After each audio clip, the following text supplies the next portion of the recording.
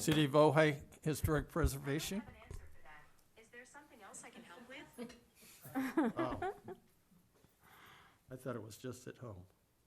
We're gonna shut you up. Sorry about that. Don't know why she decided to. Okay, so. Oh, yeah, it could be. So again, call to order for City of Ojai. Sherry, could you do a roll call, please? Chair Akins, Here. Vice Chair McHatton, Here. Commissioner Basasha, Here. Commissioner Sims, Here. Commissioner Walker. Here. Okay, Pledge of Allegiance, if you could all please stand and follow me, please. I pledge allegiance to the flag of the United States of America and to the republic for which it stands, one nation, under God, indivisible, with liberty and justice for all. Thank you all. Okay. I do not have a museum representative report from the executive director. I do know that we have a new exhibit that's coming up. We just took down the exhibit that's been up for several months, and that was the one that had the larger and smaller paintings that were fabulous by fabulous artists who each painted from someplace that inspired them in the Ojai Valley. Of all the paintings, they were from the edge of the lake all the way up through Upper Ojai. And so that exhibit just got taken down. This is kind of I think, a digital pop-up. It's from one of our board members who's a generation at least younger than I am, so I have no idea what that means. So I'll get more information as we go forward. So we'll move to consent items, please. Any minutes of January 11th, 2024? I think you were supposed to go to presentations next on the agenda? Oh, yes, thank you. Somehow I jumped right over that, even though I've got all kinds of notes. Thank you, Sherry. Sherry's our angel on the shoulder. Okay, this time we would like to, and I got it right here in front of me, do a presentation of the commemorative plaque to the Harry Hunt Senior family. We have Harry Hunt Jr. and his wife, Vesta. If you'd like to come up, please. You don't have an assistant. I don't have an assistant. What would you like? I was going to have someone take pictures of us as we're trying. All the five of us are lifting this plaque to take it out front. So, yeah, I don't think we need the roped or the separate. So, if yeah, I was here for that meeting. Okay, so if we could get the two of them to come forward, maybe if we could all go around and get a picture of us presenting the plaque to Harry and Vesta. I know. What toes?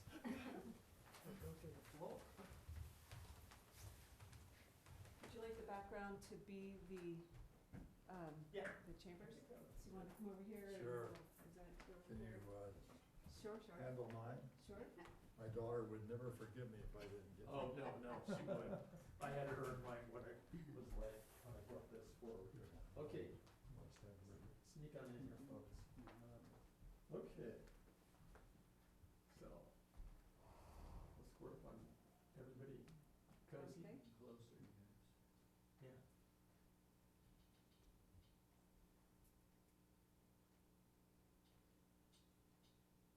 See. Sorry.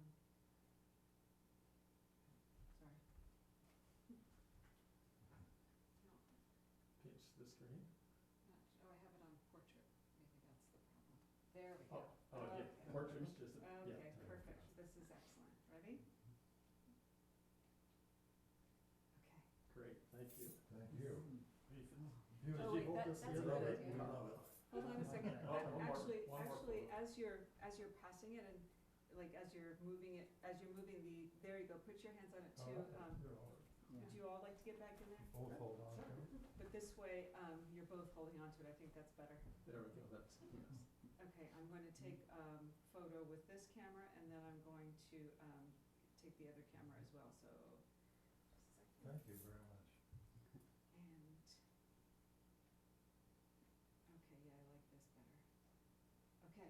There we go. Good, we Okay. got it, thanks. Kimberly's probably watching. Yeah, now she'll Give me a second. be happy about that. Thank you very much. Oh, you're welcome. I'll just turn on that. Oh, that's good, yeah. I was cooking That will be posted. I was cooking Pizza. I burned it all up. You did? Oh, great. Well, that's when it starts. Happened 80 years ago, so. Old story, yeah. I believe on Friday that they're having a Mark will be dedicated on the 23rd. Like the 23rd? Why did? 23rd. It's a week from today, because we were talking about the. but it's at That was a correct shoulder to hit. but it's at 4 o'clock on that day. I put it in my. You okay, Brad? Yeah, if it'd been this shoulder, I'd been a baby crane on the ground. I'm gonna download these on the computer and forward them to, To who? I'll forward them to you in your email. Excellent, Okay. excellent, thank you. At the museum. Well, it's here, it's down there first. Again, thank you both for being here. And just a reminder, I think invitations have gone out to everybody. So the event is scheduled the 23rd at 4 o'clock. And then after that, we have invited to go over to the museum, and there is that's when the plaque is going to be dedication. So for some reason, I have the 15th in my calendar. Ooh, no, It's the 23rd. yes, 23rd, 4 o'clock. Friday the 23rd. Yes. Yes. Okay. Now, let's see. So now, how did I jump clear over that? So let me just read the paragraph on public communication. We'll get to those in just a minute. Public communications is a time set aside during the Historic Preservation Commission meeting for the members of the public to address the Historic Preservation Commission on items of city business other than scheduled agenda items. Matters raised at this time may be briefly discussed by the commission and will generally be referred to staff and/or placed on a subsequent agenda. Under state law, other than for emergency items, no action can be taken at this meeting. Okay, museum report, we talked about that. Now consent items. Unless there's someone through Sherry or in the audience that would like to speak on public communications. Yep, sorry. Been a long week. I don't have any public comment cards. Sherry, do we have anyone online? No one is raising their hand at this time. Okay. Oh, wait, actually, I do have someone raising their hand. Okay. Can we hear from them, please? There That's who they I thought are. it was. Hello. Hey, Brian. Hello Hi, there. everybody. This is Rachel Lang, your council liaison, and I just wanted to let you know that I am stuck in Ventura, but I am here on Zoom with you all and available, and I hope to be there by the time you finish. So I just wanted to let you know I'm here. Okay, so talk slowly or talk quickly? We look forward to seeing you, Rachel. And there's a lovely photo of you up, so that's how we guessed Great. that was your voice. Okay, good, So, good, good. Thank you. Drive safe. Okay. Now, moving on. Now you can move on to consent items. Yes, Can I ask something? of course. Is this gentleman only interested in the downtown historic district? It is going to be a very quick update. I'm happy to put it to the front and just let him speak and after minutes to An excellent suggestion. Okay. So if that's okay with everybody, if we move item number 3, we'll put it right after consent item, item number 1. Okay? Sounds good. Great, thank you. Okay, minutes. Any questions on the minutes? I I have move a change. approval. Oh, you had a question? I have a change, and Okay, it may not matter, but what I talked about attending was the National Alliance of Preservation Commissioners, not the California Preservation Foundation. where is that? Can you give a section, please, in the minutes? It's under Commissioner Comments, up from the bottom. Oh, okay, okay. National Alliance of Preservation Commissions. Thank you. Thank you. Oh, okay, right there, page 404. Okay. Any other changes? No? Okay. Do we have a motion to then approve the minutes based on that correction? I'll move approval. Okay. Craig, in second? Second? Okay. Sherry, call the roll, please? McCatton, Aye. Basasha, Yes. Akins, Yes. Sims, Yes. Walker. Yes. Okay, great, thank you. Okay, we'll move on to item number 3, right? Oops. Thought this would be easier, I just got to remember where we're at. Okay, we'll move over to item number 3 then. We'll move that up. Anything from staff? So item number 3 is the proposed Ojai Civic Center Historic District Ad Hoc Committee's progress report. And this is a time when the ad hoc committee gives an update. And we do have someone in the audience this evening that would like to speak on this. And so I'll open it up to the meeting. Thank you. Okay, so I think we should hear public comments first. So if you'd like to come to the microphone and just tell us your name. Also, if you wouldn't mind, I just asked because you were talking about the historic downtown. And so I just, the address that you're talking about? Right by the walkthrough, 208 and 210 East That- Ojai Avenue. Okay, great, thank you. Just so I can put your name with that property.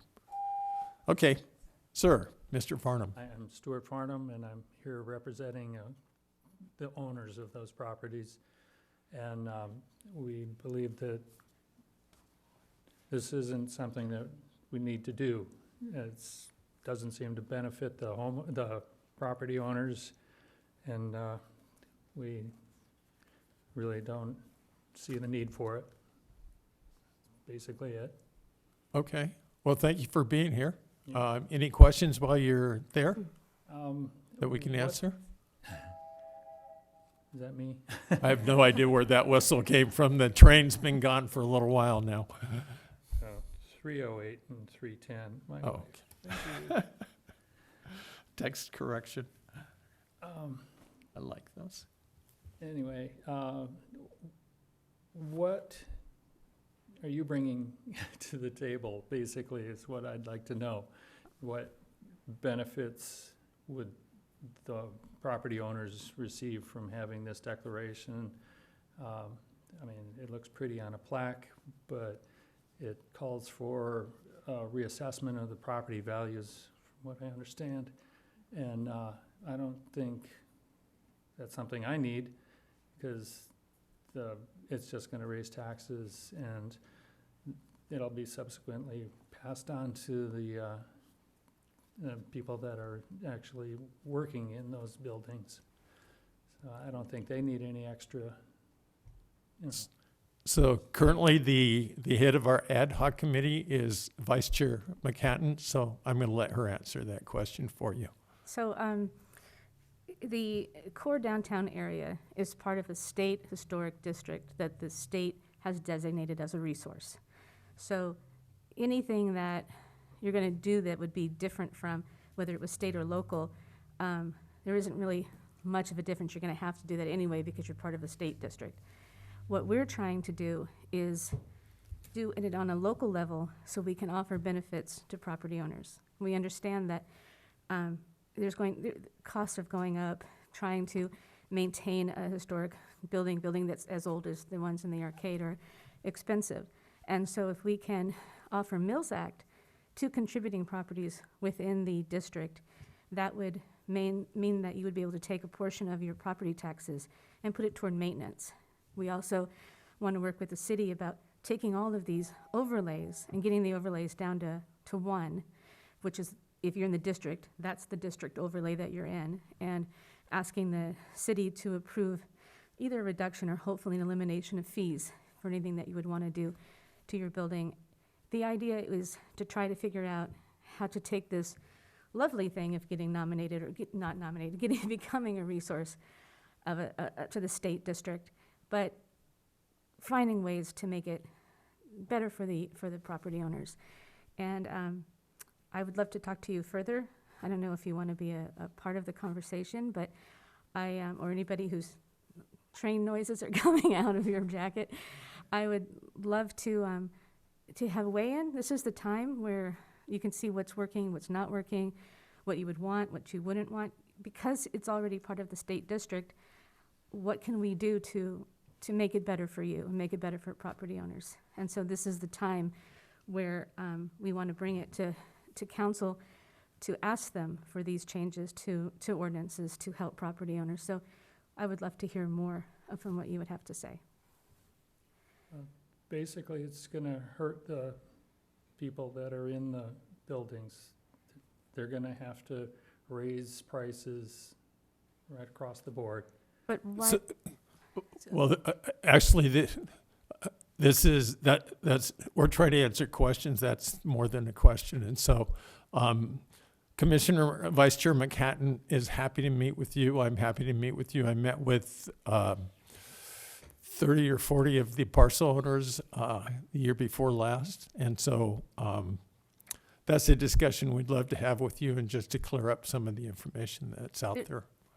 What we want to do is we want to make it so you could keep good renters, so you could not have to raise those rates, so those rents on them and those costs onto them. If you were to have something like Mills Act, even if you needed to have like a roof redone, or you were having a leak from all of these rains, you wouldn't have to put that on to the store owner. You wouldn't be able to take that property taxes from the Mills Act, and you would be able to have that money to make those repairs.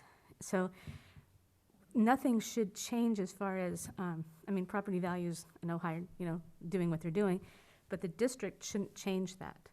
You're already part of the state district. There shouldn't be any additional costs put on you. We're trying to do actually the opposite. So, yeah. So I think I'm gonna have to talk to you. that sounds like a good idea. Mr. Farnham, we have quite a bit of information that we can, Vice Chair McHatton can get to you. And Okay. so get to you or anybody else that you happen to be representing tonight. All right. So Awesome. thank you for being here. Thank you. Appreciate that. Also, as staff, I wanted you to know that we're sending out those letters, the one that you have, that you Right. received, to let you know that it's on the agenda every time it's on the agenda. And there's no decision being made tonight. But you'll certainly know when it gets to that kind of a time, when a decision is going to be made.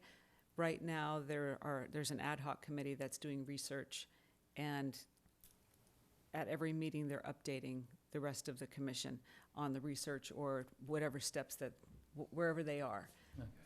It's an update time.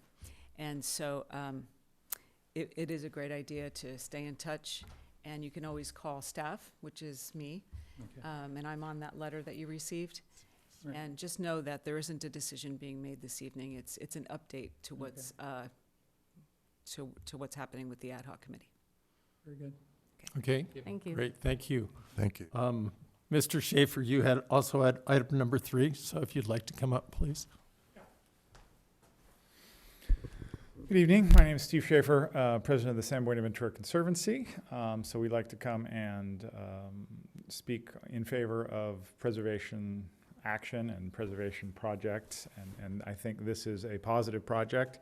And for the people speaking and the people on television, There is that other great benefit that comes with being a qualified historic resource, which is the California Historic Building Code. And it's not talked about a lot, but in a downtown situation like the Arcade, we have a set of historic buildings that need to balance between the American Disabilities Act, the ADA, and also being a historic resource. And there is a code that applies to buildings that are historic that allows you to make certain concessions for ramps and things like that, so that you're not changing the historic character of the buildings. And that can be very, very valuable to a business owner or a building owner, landlord, because it doesn't require constant modifications to the newest codes and the newest ADA guidelines. And in those situations, if you can keep a step and accommodate a wheelchair around the corner versus having to rebuild the whole front facade of your building, that can be tens and hundreds of thousands of dollars. So that, in addition to the Mills Act, in addition to the fact that you are maintaining the historic building that is the core of downtown, and the core of downtown is attractive as an economic development tool because it's historic. And as people start to change that away from being historic, and everybody does their own thing, which in a way sounds very attractive, it also lowers the property values of the entire historic district, because the district is in its authenticity, and the fact that it is not like every other place in town. It's not like the Collection in Oxnard. So this is a way to adapt to change and maintain the historic preservation, and the Conservancy supports it. I think there's a lot of benefits to it. They come from taxes and the historic building code, and being able to have a board like this make recommendations so that it maintains its historic integrity. So thank you very much, and we are in support. I have a question for you. So for buildings within the district that are part of the state historic district, can't they already utilize the California State Resource building code? It depends on your definition of qualified historic resource. And so in each city gets to sort of make their own definition. And some cities say buildings on a survey that are deemed, that's sort of the next topic. Buildings on a survey are qualified historic resources. Sometimes it's, all right, if it's on the California Register, we'll call that. A national register, we'll call that. Or local. Obviously, since you're the local board and you have jurisdiction, if it's a local resource, it would be very strange for you to then deem it not qualified. Sort of the top tier of benefits is if it were to be listed on the National Register, which we know it is eligible for because it's on the California Register, then all of these business owners would be eligible for 25% preservation tax credits. Right now, as a California Register, they're only eligible for the upcoming 20% tax credit. So you put those two together, you have a 45% tax credit on any renovation work. It's pretty valuable. So probably is the answer, most likely, but it really depends on how your ordinance defines qualified historic resources. Okay, great, thank you. I could just say a couple of words. I just want to build on what Steve was saying, that rather than resulting in an increase in taxes, there are ad hoc is working as hard as we can to find all the benefits and tax reductions. And as Gina pointed out, there's the Mills Act that we hope to persuade the council to adopt it for contributing buildings to the historic district. And that could mean a 50% reduction in property taxes, with the understanding that you have a historic building and that money you can use to maintain the building. As Stephen pointed out, there's also the historic tax credit, where any work you do that maintains the historic nature of the building, you can take a tax credit against your income. So all in all, I think you'll find if you talk with Gina or Brian that they would result in a net reduction in taxes. It also, as Stephen pointed out, it has certain standards of historic authenticity that it brings with it. So you're assured that the other businesses in the neighborhood are also maintaining themselves as historic properties. And let's face it, that's the reason why people are walking around in downtown Ojai and not out at the Y. You don't see a lot of just tourists walking around at the Y, because they come because they love that ambiance of the historic buildings and the historic location.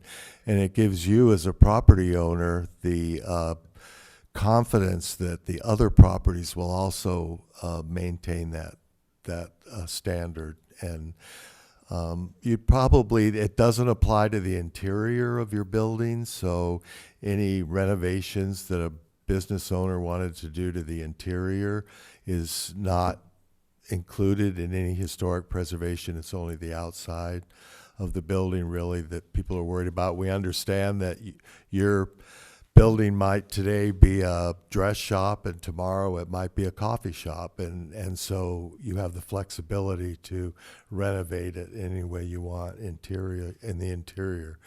So anyway, I recommend you talk to Gina and Brian, and hopefully they can kind of clear up some of that for you. Yeah, and thank you for coming tonight, because our ad hoc, we can be in our own little bubble and just assume everybody understands what we're doing, and we don't know unless you come and tell us that your concerns, and then we listen. We want to make sure that everyone is working together on this. This is something for everybody that has to weigh in and have a voice here, and especially property owners.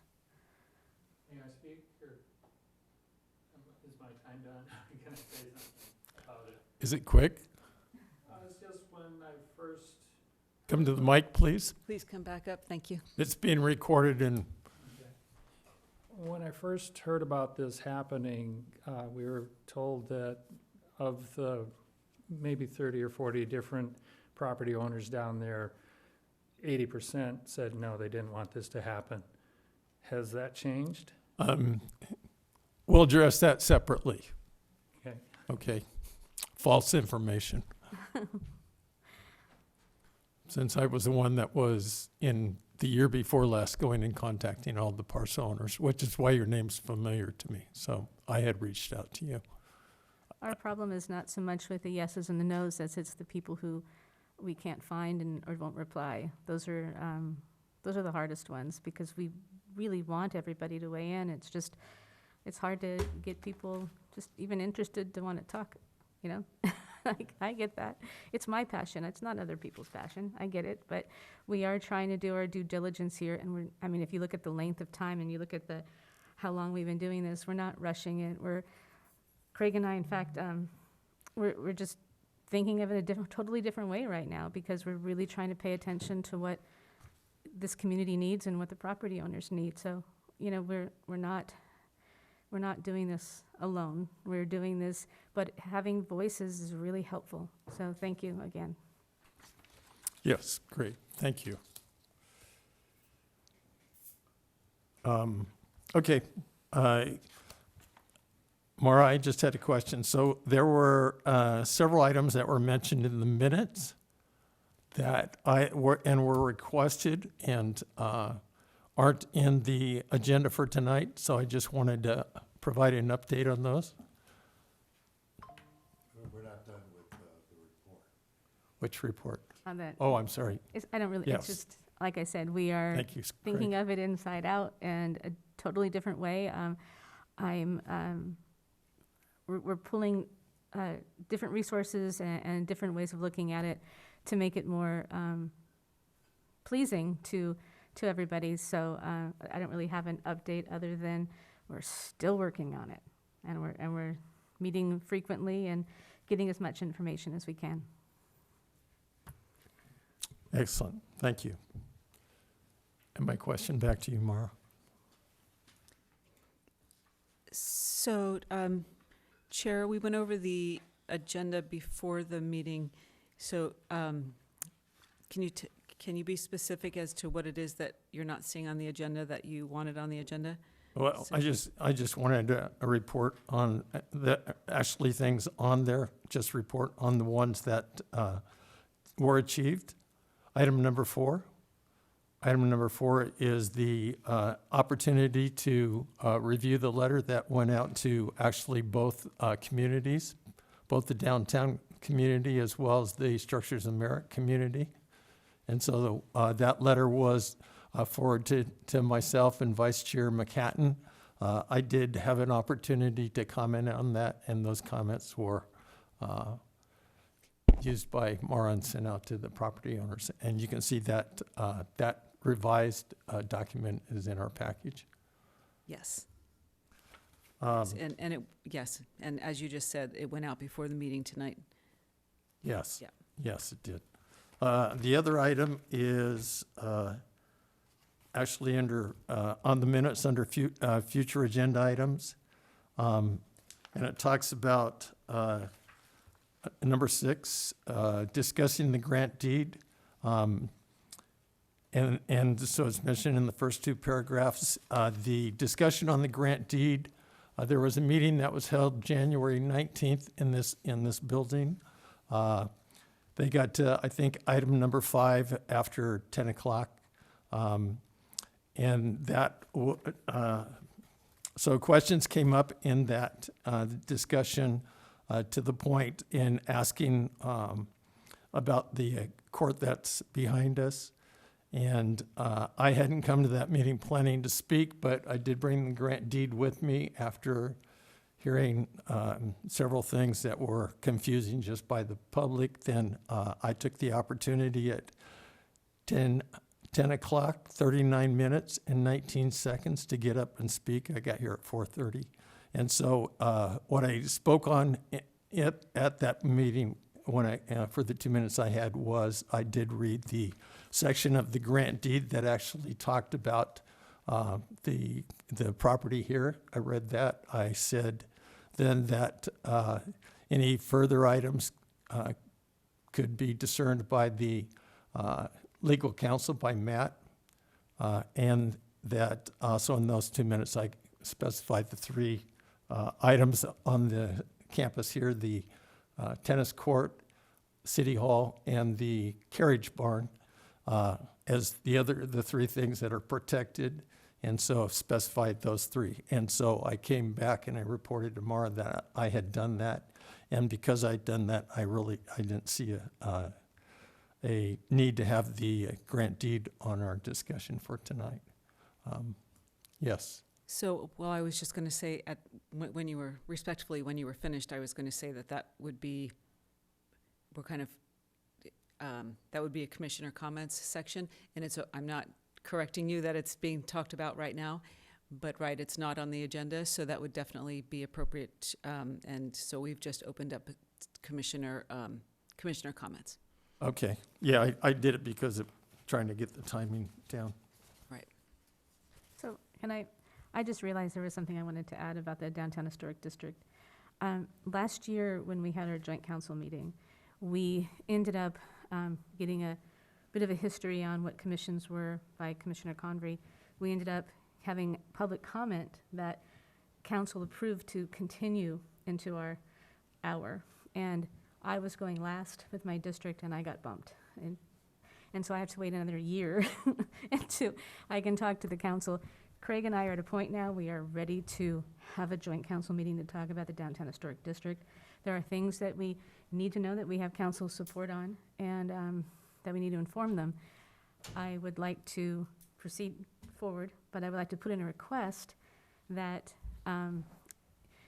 since we only get that 1 hour a year, if we do have public comment and everything, if we can maybe have that time when it's not backed up to a council meeting, starting to where we have a little bit more wiggle room, so I don't get bumped for another year, or So I want to make sure that I'm clear on what you're talking about. Are you I'm requesting a joint requesting meeting? a joint meeting because Okay. it's time, but I'm also requesting that everybody just is, I've been going to joint council meetings for several years now, and I've never had public comment during, and I guess it's just because no one showed up, but having it go into that very short 1 hour, absolutely at 1 hour time, we're done. It's, I would like to just maybe know that we had a little bit of flexibility. If we end up with a lot of people showing up, that I can still have time to talk to council. Craig and I can do a presentation where we won't all of a sudden have it cut short and then have to wait another year to another joint council meeting. And so the joint council meeting is because the ad hoc committee has questions of the council regarding the Civic Center District guidelines that you're creating? Yes. Okay, so what I think is appropriate is for staff to figure out what that looks like and to contact you as soon as I know what that looks like outside of the meeting. Okay. Because you don't have an you're not even talking about an HPC-CC joint meeting. You're talking about specifically an ad hoc. You want the ad hoc to have talk to. It's Or either. you want the whole HPC, but you're talking about a specific joint meeting to talk about the Civic Center District. Right, there might be other things that the commission, when have a date, when we discuss that we want to. But last time, one of the items was the district, and we ran out of time.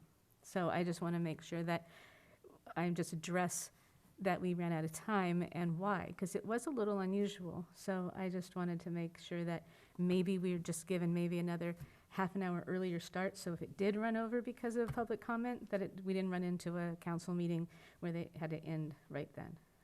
I mean, otherwise, you could stay at an hour, because we're certainly not. Is the ad hoc committee or the HPC unable to move forward until you have this meeting? I just want to make sure I know what I'm moving forward with. We're because kind of stuck. I'm sorry? We're kind of stuck. Okay. We're at a point now where Craig and I really need to, when we're talking about these things, like changing an ordinance, like having one overlay, like working with the California State Historic District and what that means and those boundaries, all of that stuff we need to discuss with council at some point. And it seems like talking to property owners, I can't say, oh, we're trying to get this Mills Act for this thing if we don't have council it's time to talk to council about it. So we could say, yes, we've talked to council. It's either no, we're not going to be able to offer this, or yes, we have their support to move forward. I mean, no, we're not going to get a council approval, but we're going to get a council approval to either go forward or not when it comes to reduction of fees or elimination of fees and Mills Act and the borders of the map and the State Historic District. Okay. Okay. I did want to say that I was thinking that my thought was that you would be going to council with a proposal to do ABC, and as opposed to having a conversation with them in a joint meeting already in advance, that they're, without time and research and information and reports, they might not know if they're going to be supportive of ABC. And so I thought you were coming up with all of that to present to them. Yeah, we would be coming to a meeting with sister cities in California that have done similar things to show how it can be done, what kind of language would be needed to be changed. It's kind of hard to, at this point, being how long this has gone on, to say to property owners, we believe, because I believe that the council will see this as a benefit to offer Mills Act to contributing properties. But if we really are going to have the property owners want to be a part of this, it can't just be, we believe it to be true. We need to know that council also thinks it's a good idea, and so we're going to move forward. Whether it happens or not, that's up to council, but at least we're all on the same page moving toward a common goal. Or if they just squash it, then we know that we have to stop saying that. Well, I'll look into what it looks like and report back. How's that? Yeah, I mean, I was thinking it would be part of our yearly HPC joint council meeting. I wasn't thinking of it separate from an, an ad hoc. I was thinking it'd Okay. be part of our HPC thing, and I'm Which we assuming don't it's, have, which we don't have a date for, and which is No, we something talked that about that they, last month. right, and which is what, and they initiate that. So, Not me. that's kind of why I wanted to just, to say right, that. so staff does, the Community Development Department doesn't initiate the joint meeting with the council. They initiate the joint meeting with you. So, so we don't have a date for that. Okay. Just so I was curious as to if you guys are at a standstill and Well, there's can't always move things. forward until there's a joint meeting. Yeah, there's always things to do. There's Okay. endless stuff that we're still learning and still researching and still fine tuning. But when we are working on presentation to the community for a public forum, I don't want to give ideas. I want to give more substantial ideas, like something that's actually could happen is something that we want to happen. It's very Right. different. Okay, so what we've just come around to is that you're talking about the joint meeting that you annually have with the city council. Correct. Okay, so, which is not up for me to request or make. I can't. I don't Right. have that But power. I'm putting on So video you're here putting and it out there that that's Yes, what you to- want to talk to- about with to- city council. to our Okay. council person on Zoom. Okay, I that wanted we to really make would sure I like knew that. exactly what you were talking about, so thank you. Okay, thank you. Okay, excellent. Thank you. Okay, are you done? Great. Thank you, Gina. No problem at all. Okay, getting back to, so we talked about the grant deed, and I think we're good. So, moving on to item number 2. Since we just did item number 3. Staff report, please. So item number 2 is regarding structures of merit, and this evening, the Historic Preservation Commission was going to consider creating an ad hoc committee to further efforts on updating the proposed list of structures of merit to present to the City Council requesting adoption of such list. And so that's it for my presentation. I'm going to open it up to you to discuss and potentially create your ad hoc committees. Okay, thank you, Maura. I just wanted to read into the record the paragraph that, and Maura put this paragraph together for us. It was based on a stream of emails and that took place that were originated by our council member, council liaison that I think is watching us, Rachel Lang. So it says, and this also answers some other questions in the past. A request was made by members of the Historic Preservation Commission to form an ad hoc committee to update the existing proposed list of structures of merit. According to the city attorney, generally it is acceptable for a commission to create an ad hoc committee without council approval if it does not involve staff time. After discussion between a member of the council, the HPC chair, the director of community development, the assistant city manager, and the mayor, there was agreement that the HPC may form this ad hoc committee without involving the council. And when I actually talked to in trying to work together to resolve the question on our being able to have structures of merit, I talked with Council Member Lang and also with Mayor Sticks. So from that then came the series of email and the agreement for us to move forward, be able to move forward with ad hoc committees, and as long as we're not taking up more time of the staff member. And I relayed to them certain ideas I had for us in going forward along those ad hoc committees, and we'll talk about those in a minute, and that we would, as a part of that one of the ad hoc committees, Mara wouldn't be a member of that ad hoc committee. She would be the staff person supporting that ad hoc committee. We clarified that this afternoon. So,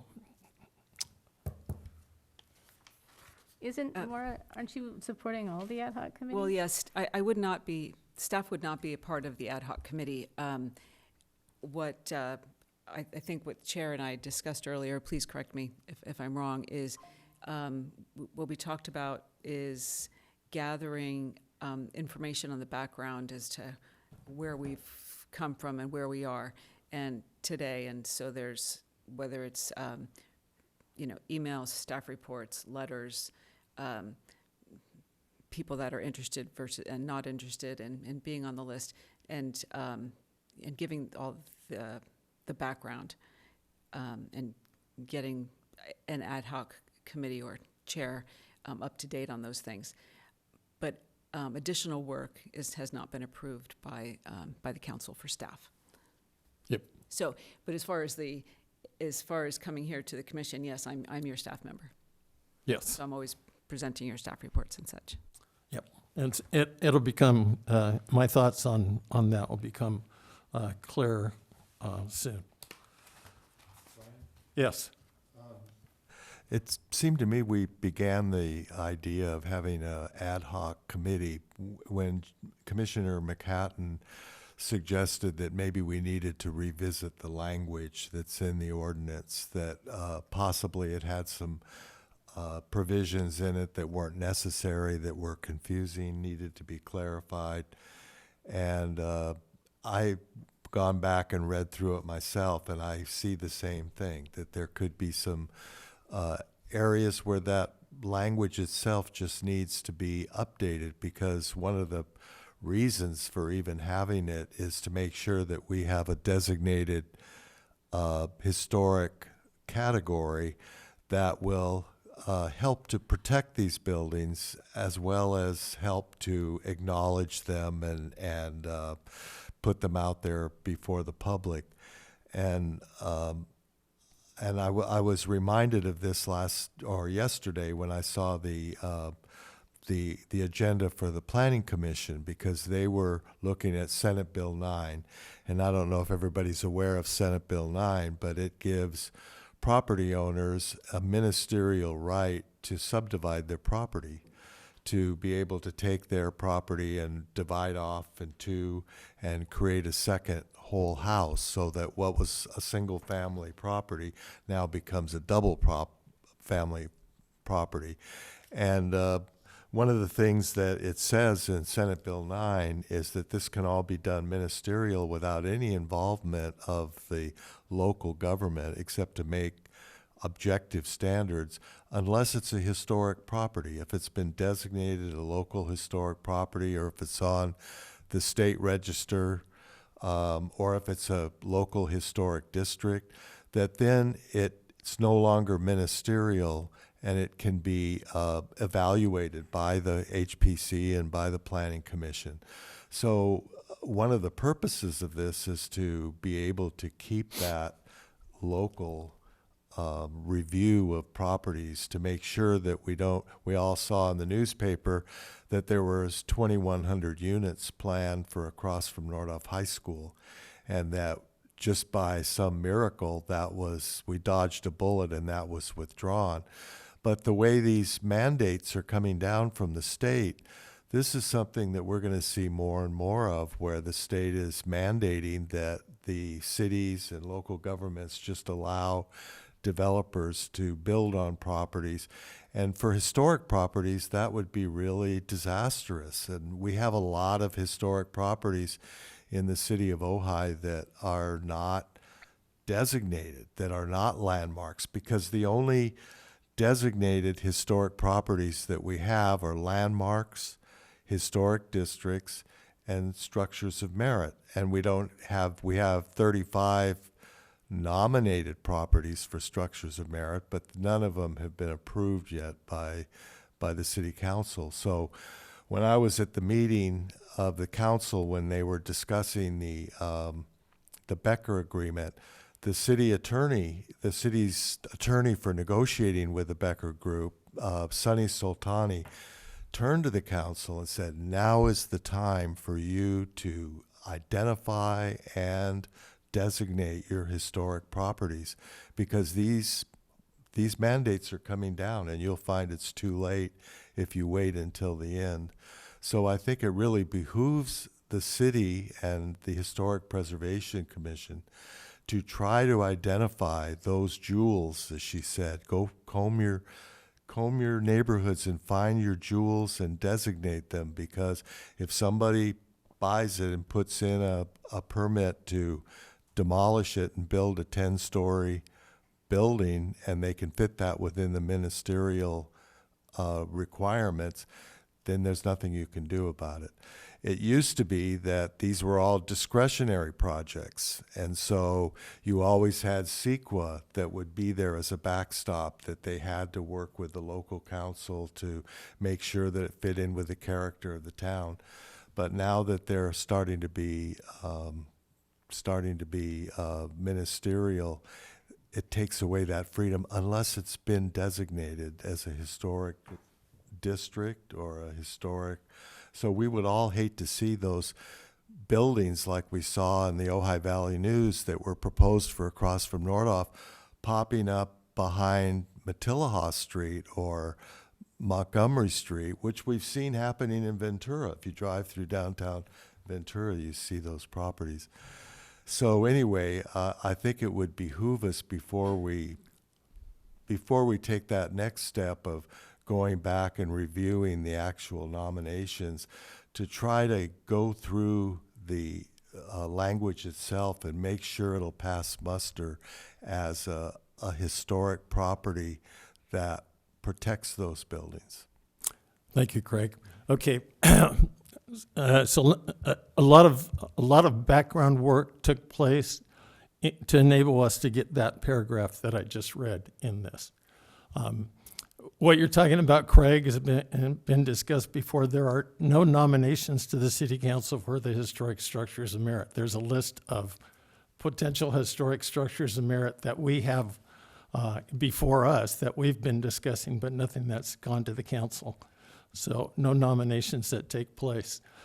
We have talked about since we started Structures of Merit in June of last year, we have talked about the historic structures of merit as though they were eligible for these benefits that have been described. However, they're in order, as you said, in order to do that, that would take a code change.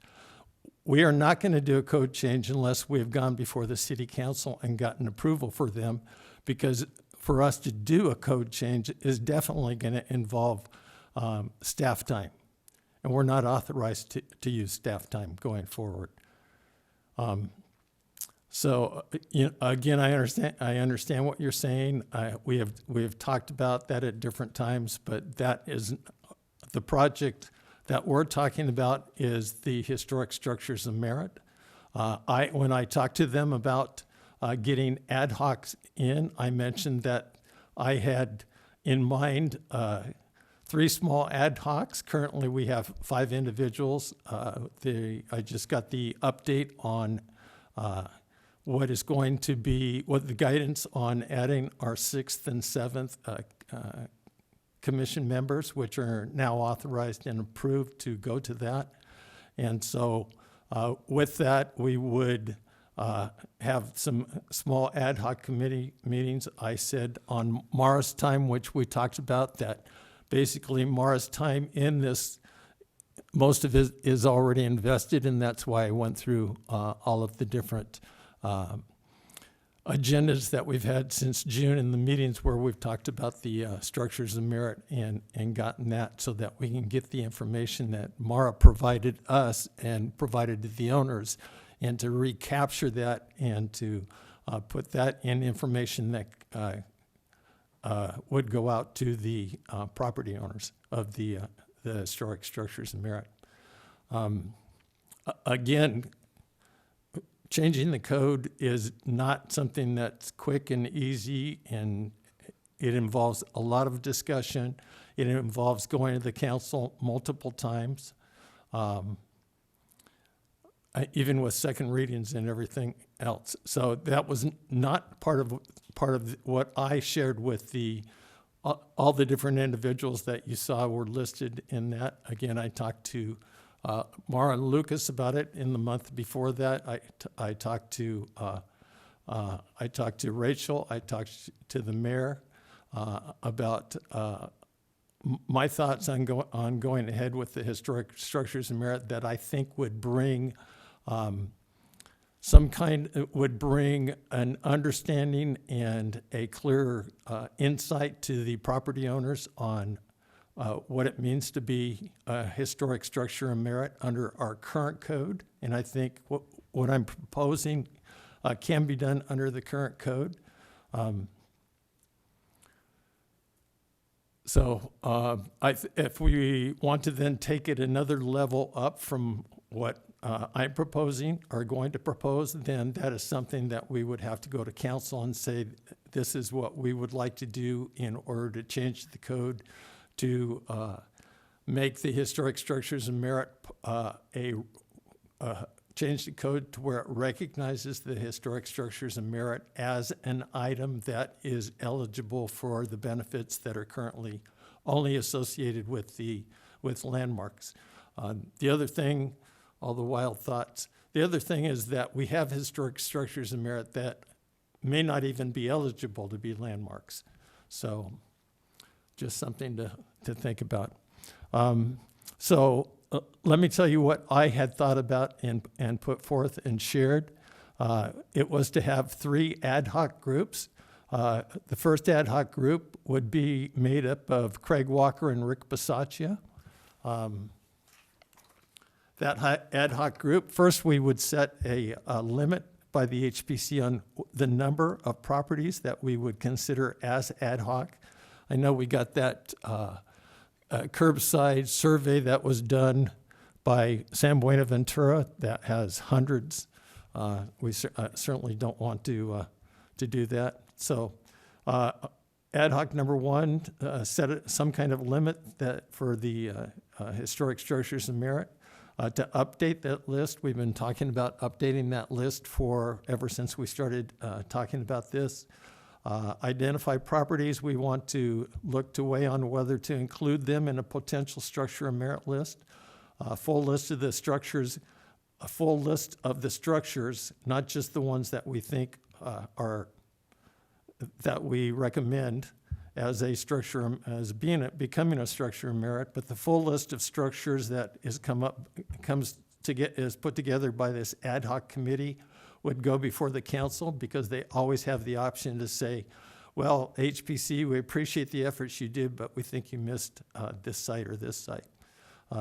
Only the council can, this was in the email that came from Matt Summers. He reminded me that only the city council can designate historic structures of merit. Thank you, Matt. And council can adopt a structure of merit even if not put forth by the commission and not supported by the property owner. In that list that I was asking the ad hoc 1 group, I wondered if we wanted to set up any type of prioritization on it, properties that we'd consider most important, and then to be able to submit that March HPC package with a listing of recommended properties. I was thinking in 2 meetings from now. The second ad hoc group that I had, again, these are thoughts and penciling or typing things out, was second ad hoc group that was with Gina McHatton and Loran Sims. And they would be kind of the go-to people. Gina likes to talk about her skills at public relations, that they would, we would put together a questionnaire that partly done by ad hoc number 3 that would go out to the property owners, basically providing information that's, again, part of ad hoc number 3, and then soliciting them as to whether they want to be historic structures of merit. If they are, and the ad hoc group number 1 is going to be in contact with them just so that they can verify that their property is still worth being worthy of being on the structures of merit list as well as going forward as a recommendation. Number two was to, again, group number two was to do that questionnaire, to submit the questionnaire to property owners, to reach out to monitor and see if answers are coming in, see if there's questions, reach out to the property owners to answer any questions that they may have.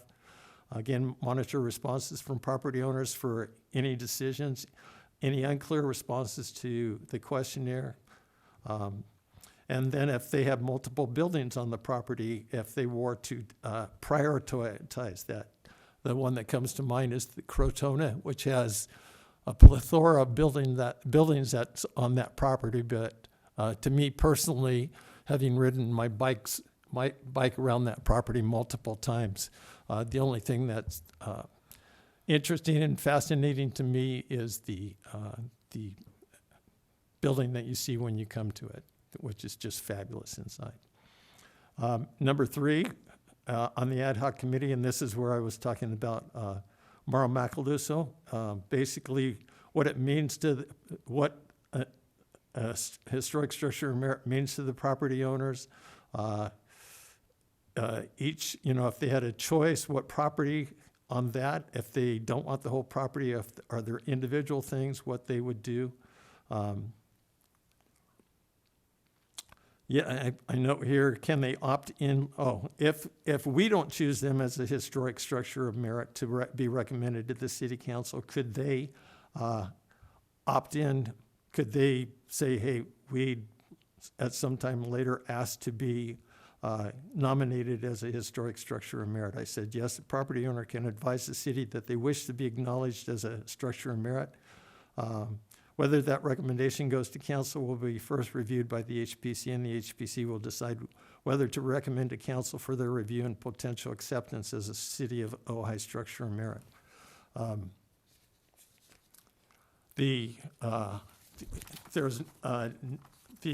Looking at the code says that the HPC may make a recommendation of a structures of merit to the city council.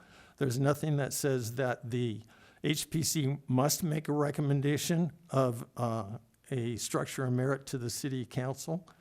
The other question that came up was, can a property owner opt out? And there is nothing in the code section that says that they can opt out. If I remember right, there's nothing really that discusses opting out or not, just says that they can. Nowhere in there does it say that they cannot opt out, that they don't have that opportunity. But again, the HPC may make a recommendation, I've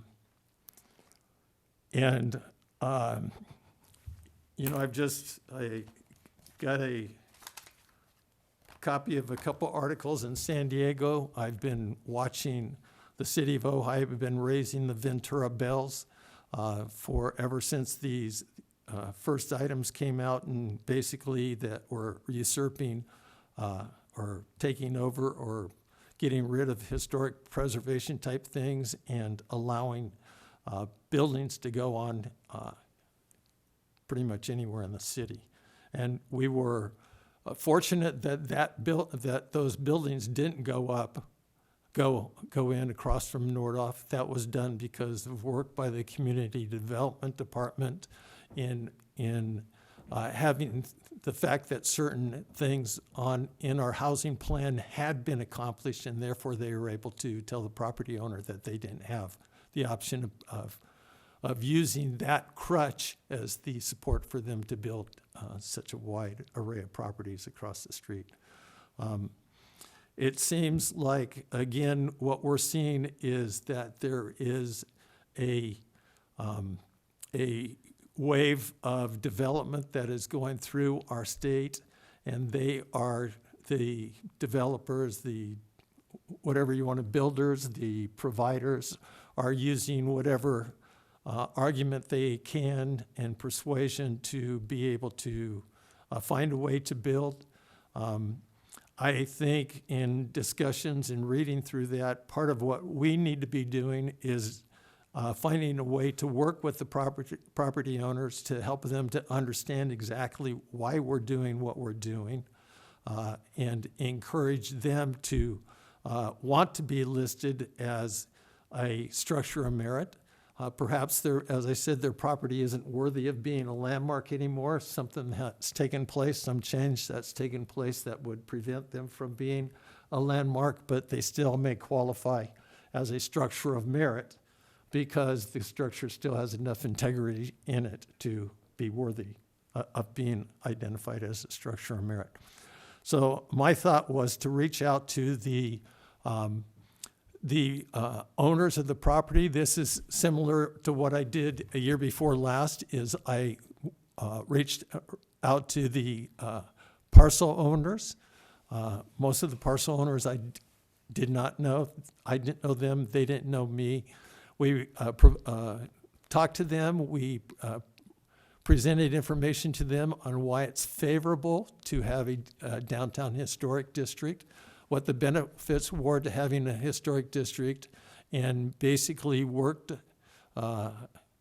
improved the understanding to where they would want to be, where they would see the advantages of becoming part of a historic district.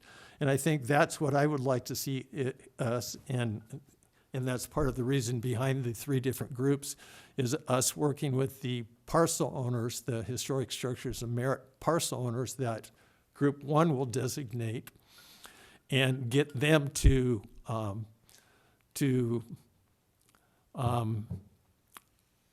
join this process going forward. I talked to Mara today. There is a spreadsheet that was initially put together by staff. I went back and pulled out everything I could find that had to do with structures of merit. This is what that spreadsheet looked like. It had all of the parcel merit, or structures of merit parcels on it. In it, it had a column that said, and I got this out of one of our previous package. This wasn't this one. But there's one that's similar to this that said, are they a yes, are they a no, and then information from them.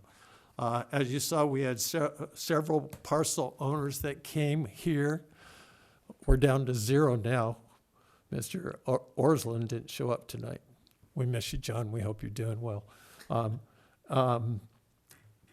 But even in the highest number we have 34, 36 parcels that are listed on the slideshow you prepared, Craig. I think if you totaled all of the parcels that came before us, it was probably in the 8 to 10 range. What we don't know is the people that do want to have their properties listed as historic structures of merit. They bought it because it was historic. They just can't or don't want to incur the cost of doing it a landmark. They maybe haven't heard enough information from us yet. And so what I'd like to do is, my point is to reach out to the structures of merit parcel owners and to get them to say, yes, I would like to be recommended to the City of Ojai City Council as a structure of merit. In that case, we would be taking to the City of Ojai the full list of structures of merit and a list of parcel owners that do want their property to be listed as a structure of merit. It is something, bringing somebody that wants to do what we're trying to do to protect their property and wants to do it and going before the city council rather than having people go before the city council who are completely opposed to it, is for me a step forward. And it's a step that we can accomplish with the ad hoc committees that I delineated, and with only working with Mara to, again, reassemble and package the information that she has already provided in the past.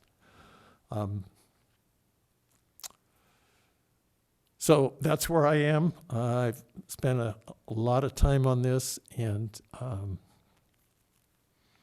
yes, Gina. So with the tight timeline that you want to stick to on this, and with the 3 ad hocs and the fact that we only meet once a month, how are we going to keep our streams from crossing? Sorry, my Ghostbusters reference, but it seems like we need to communicate. And if we can't really use a lot of staff time, I mean, we could probably email through you, but we are going to be touching each other's, I'm going to need to know the information happening from all the different, especially if we're doing PR, we need to know what's happening, what's being talked about, so how do you see that? Okay, so ad hoc number one is putting together a list. Okay, so they're putting that list together with information that will go to us. Okay, so we will have that list. We will know what our base is going forward. So how do we get that? That would be at is ad hoc the, number 2 kind of waiting until we hear from ad hoc number 2 is doing something in preparation of receiving that list. Okay, Okay, so part of it is delineating duties for each of the ad hocs. I haven't done that yet because sometimes I like to sleep. Commissioner Lang knows what. We're both night owls, it turns out. So setting the duties, setting independent things that can be done in between the meetings, and then at the meetings, come together and report. So ad hoc number 1 would put a list together. If the goal would be for them to have that list at the next meeting. Okay. Again, this is all things have to work, and I'm an optimist and willing to work to make things happen. Okay. Ad hoc number 2 is talking about they're somewhat going to use the information that ad hoc number 3 is going to have, and that is what are the restrictions and what are the benefits for being a historic structure of merit. So, and then, so getting that information is something that could be provided to Mara, who Mara then could send it back out to the commission, because that is information that the commission has already received and information that is already public. Does that sound correct? Okay. So that information could get out. Group number 2 is sending out the mailers, sending out the questionnaires to the individuals with a return address to the Community Development Department. Mara could then let Group 2 know that we've received these responses. This is a copy of the questionnaires that we received back. It appears that they clearly want to be a historic structure of merit, or it appears that they clearly do not want to be a historic structure of merit, or it appears like they don't really know. They still have some questions, and the people that still have questions then would be contacted by ad hoc number 2. I put you and Loran together because, one, all of the little intricacies, and 2 is it's a great learning opportunity for Loran. I put Craig and Rick together because Craig knows the properties and Rick probably worked on the properties. Again, because you grew up here, right? Yeah. Craig almost grew up here. I think he was. So Brian, are you saying that in your mind, in your scheme of things, that this is an optional program for the property owners? Is that why? It is not an optional for the property owners. So you're asking them if they want to be a part of it, and if they say no, they'll still have to be a part of it. So again, the code does not say that property owners can opt out. Okay. The code does not say that it's mandatory for HBC commissioners to recommend all properties that we received as a historic structure of merit to the council. It says that the commissioners may recommend. So what we as a commissioner, I as a commissioner, would look at properties that one, I want to see, and 2, the fact that the property owner has said, yes, I want to do that, makes that another reason to make that recommendation to them. Now the question is, well, is the council not going to get properties that should be considered by the council for becoming a historic structure of merit? And that is answered in that the the roll that was put together by the list of properties is put together by ad hoc committee number 1, that full roll will go to the city council because they are the ones that determine what is a historic structure of merit, not us. So they could look at that list and say, again, as I said, I think HPCU missed something else. I think this needs to be a historic structure of merit.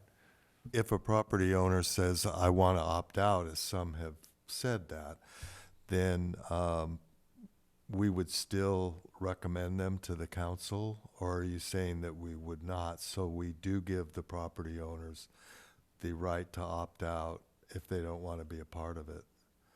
The property owners have a right to opt out at any time.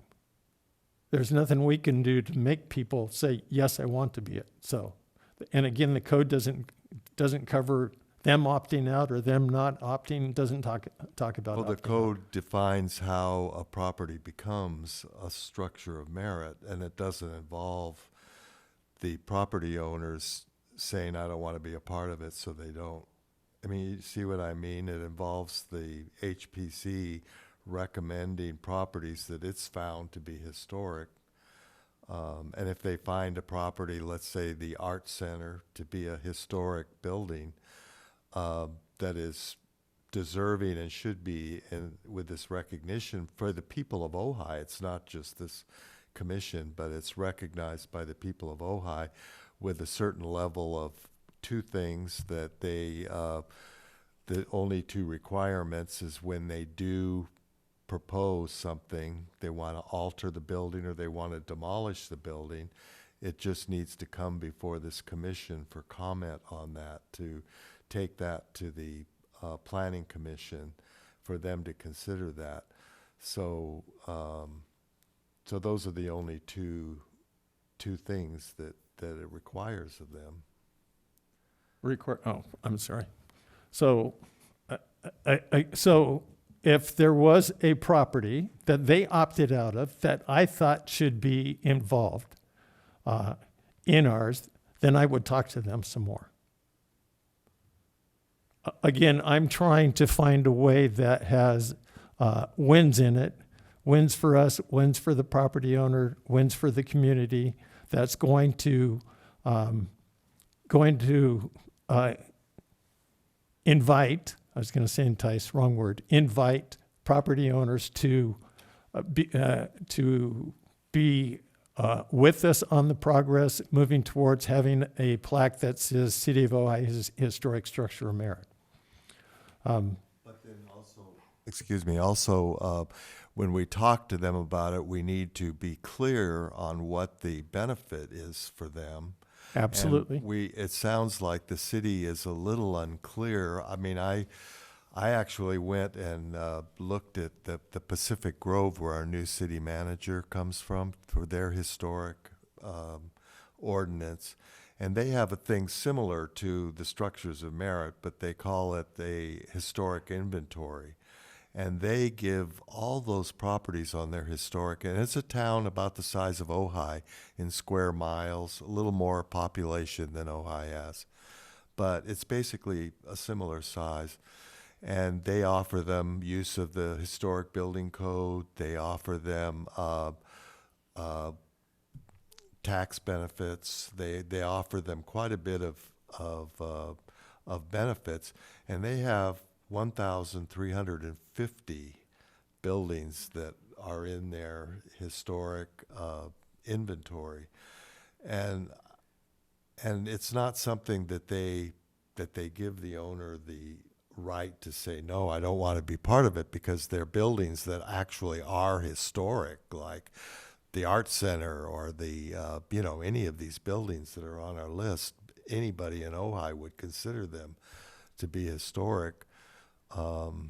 But so they fit the category, and we have a criteria that we have that the home was associated with some person that was connected with the development of the community, or it's an architecturally significant building. I mean, there's criteria that they follow. But I think we would have to be clear on what we're offering them, because otherwise, if we say we don't have anything to offer you, but would you like to be on this list where you have to come and talk to us before you can remodel your building? They're going to say, well, thank you, but I think I'd rather not be on that list. So it just kind of puts everybody in a difficult position if you can't really explain what they're going to get out of it, but you also give them the right to opt out of it. Okay, Craig. So again, ad hoc group number 3, which is myself working with Mara in all of the information she's provided us over the 6 months, is to put that information together and provide that to them. Okay, so that information will be clear. They will understand that. I have a lot of experience talking to people that I don't know and have No, never I mean met. the so- benefits, the benefits Yeah, of it. and that's what I said at the beginning, Okay. that it would be the benefits. But I think the city was unclear about the benefits in our. I don't think the city's unclear about the benefits, but that's not something that's on the agenda to talk about tonight. But we did have the attorney here at a previous meeting, and it's not on the agenda to go over the benefits tonight, but what is on the agenda is to create the ad hoc committees. And if I could go back a little bit, because there were a lot of words there, just let me know if I understand this right, so my notes are clear. Ad hoc committee number 1 is two members that would be going through the list that was created, the survey list that was created by San Buenaventura Consultants. Well, ad hoc committee 1 would Yeah, be that- going over that list. So they would be going through the list that Craig created, as well as the list that was created by San Buenaventura, which, in talking about Pacific Grove, probably has more residences in that list of properties than Pacific Grove has So- in their list of properties. So ad hoc committee number 1 would be going over that survey list as well as the list that was already beveled down to the 35 or 37, whatever, and coming back to the HPC with a new list, basically. Yes. And then ad hoc committee number 2, Gina and Loran, would be putting together a list of questions and answers that have already been, that you perceive that the community has questions, and questions that also you want them to have the information of. And you would be getting together a document, basically, I'll call it a document that has questions and answers, and also some type of letter that will be going out to all of the property owners. And some of the information that you'll be getting for that letter that's going to go out would be coming from staff and the chair, which the chair is calling ad hoc committee number 3. You'll be getting some of that information from us, and that information is basically are the facts that are coming from the code and from our building department division and our legal department division, whatever. Do I have that? Did I narrow that down?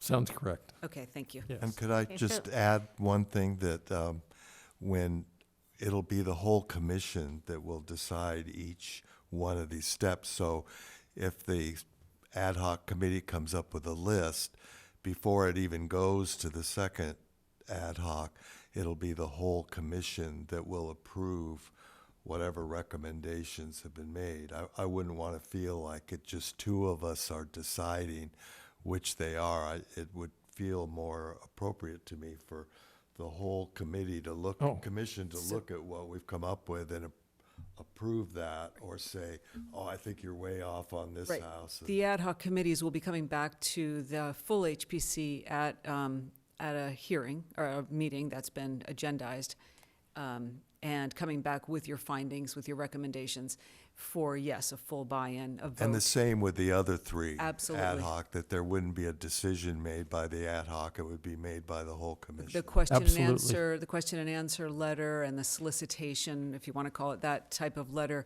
would be reviewed by the entire commission Before it went out. before it went out, And absolutely. approved by the whole commission. Yes, and a vote, yes. Yeah, and again, the question's been raised, and Gina, I'll come right to you, is by going through this process, are we going to inadvertently or somehow leave out some key properties? And Mara and I have been talking probably since June or July when we started this, that the list that was generated by the HPC, that whole list would go to the city council. Not just some slimmed down, or not just the recommendations that the HPC may make. Well, it's whatever So list it's whatever list the commission decides. Because that's what the code says, the HPC will recommend. May Well, recommend. it says the May HPC may recommend. Yeah, may recommend. Okay, so Gina, I just want to understand this. So what Craig had brought up before we started this conversation about the reason why I suggested an ad hoc in the very beginning was because we had people coming here reading our code to us, and we did not understand it. And so I am concerned that I putting out, Laura and I working on something that we don't really quite understand. And until we understand it, I can't imagine sending it out to make things even more convoluted. And so that has to come from the ad hoc 3. But if there's no code change and there's confusion in that code, then how are we going to send out information with questions and answers that you're shaking your, so. I agree. Yeah, I mean. let me answer that question. So a lot of the confusion that came about through all of this process had to do with us talking about things that weren't in the code. All of the benefits that were given to this entity, Historic Structures of Merit, or by other entities, by the state, if only they were this. But again, that's not what's in our code. So what's in this can be done using what's in our code. Nothing will go out, again, a lot of experience talking with people that I don't know about saying yes. That information didn't go out with them with confusion. So nothing will go out that will be confusing. But and Brian, it will be in keeping with the code, yes. there are some things where we don't have to state it in our code. For example, the historic building code, we just designate it a historic property, and the state in their code says any property that has been designated a historic property is eligible. So do you see what I mean? It isn't necessarily that we have to put in our code, this will be eligible for the state historic building code, because the state's code says if you on a local register of a city, you are eligible to use. I mean, Stephen can maybe confirm that, but there are things that are written into the code, or the tax law as well. You know, there's things in the tax law that says if you are on a local register of historic places, then you are eligible for this tax credit. So I don't think it's entirely correct just to say that these were benefits that weren't in our code. They're benefits that are allowed by another entity because they have been designated. But we can only talk about what benefits are allowed in our code. If somebody wants to go out and research what the state or nation might provide to them, that's separate and not appropriate to put in our code, what the city of Ojai is offering. Well, right, but you have to be able to tell them, you have to be able to tell them, hey, you talk to your tax guy, but So- if you look into it, you'll find. The only tax benefits that the city would be, there would be an agreement with the city would be Mills Act, which is not offered through the city for structures of merit. So it's not up to the city to tell people to talk to their tax person about some benefit that might come from some other entity other than the city of Ojai. And there are no other tax benefits from the city of Ojai for structures of merit. But like the historic building code. That's not a tax benefit from the city of, that's the historic building code. That's not a tax benefit. So, Talking just about the. Okay, well, okay. but so I need let's to keep know it- if when we are trying to educate, Yes.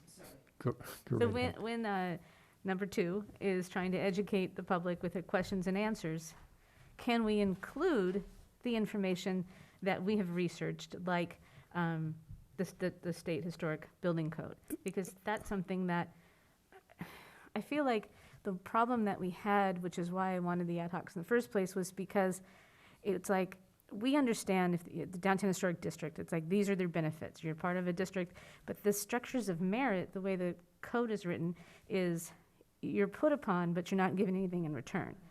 And so what we wanted to do was to pull back and say, okay, how do we make it clear that you're really not that put upon? There's a very limited thing that you're actually put upon. It's tiny, small things, and in turn, maybe you can use the state historic district, and if we could, the building code, that would be really nice to put in a Q&A, but to just, I don't want to put any information that's incorrect, and I also want to educate people, but I also don't want to leave things out that could really make or break somebody saying, yes, I would want to be that. I understand that I have this historic. Because Santa Barbara. Wait, let me jump in here real quick. So here's why we had confusion all those months, okay?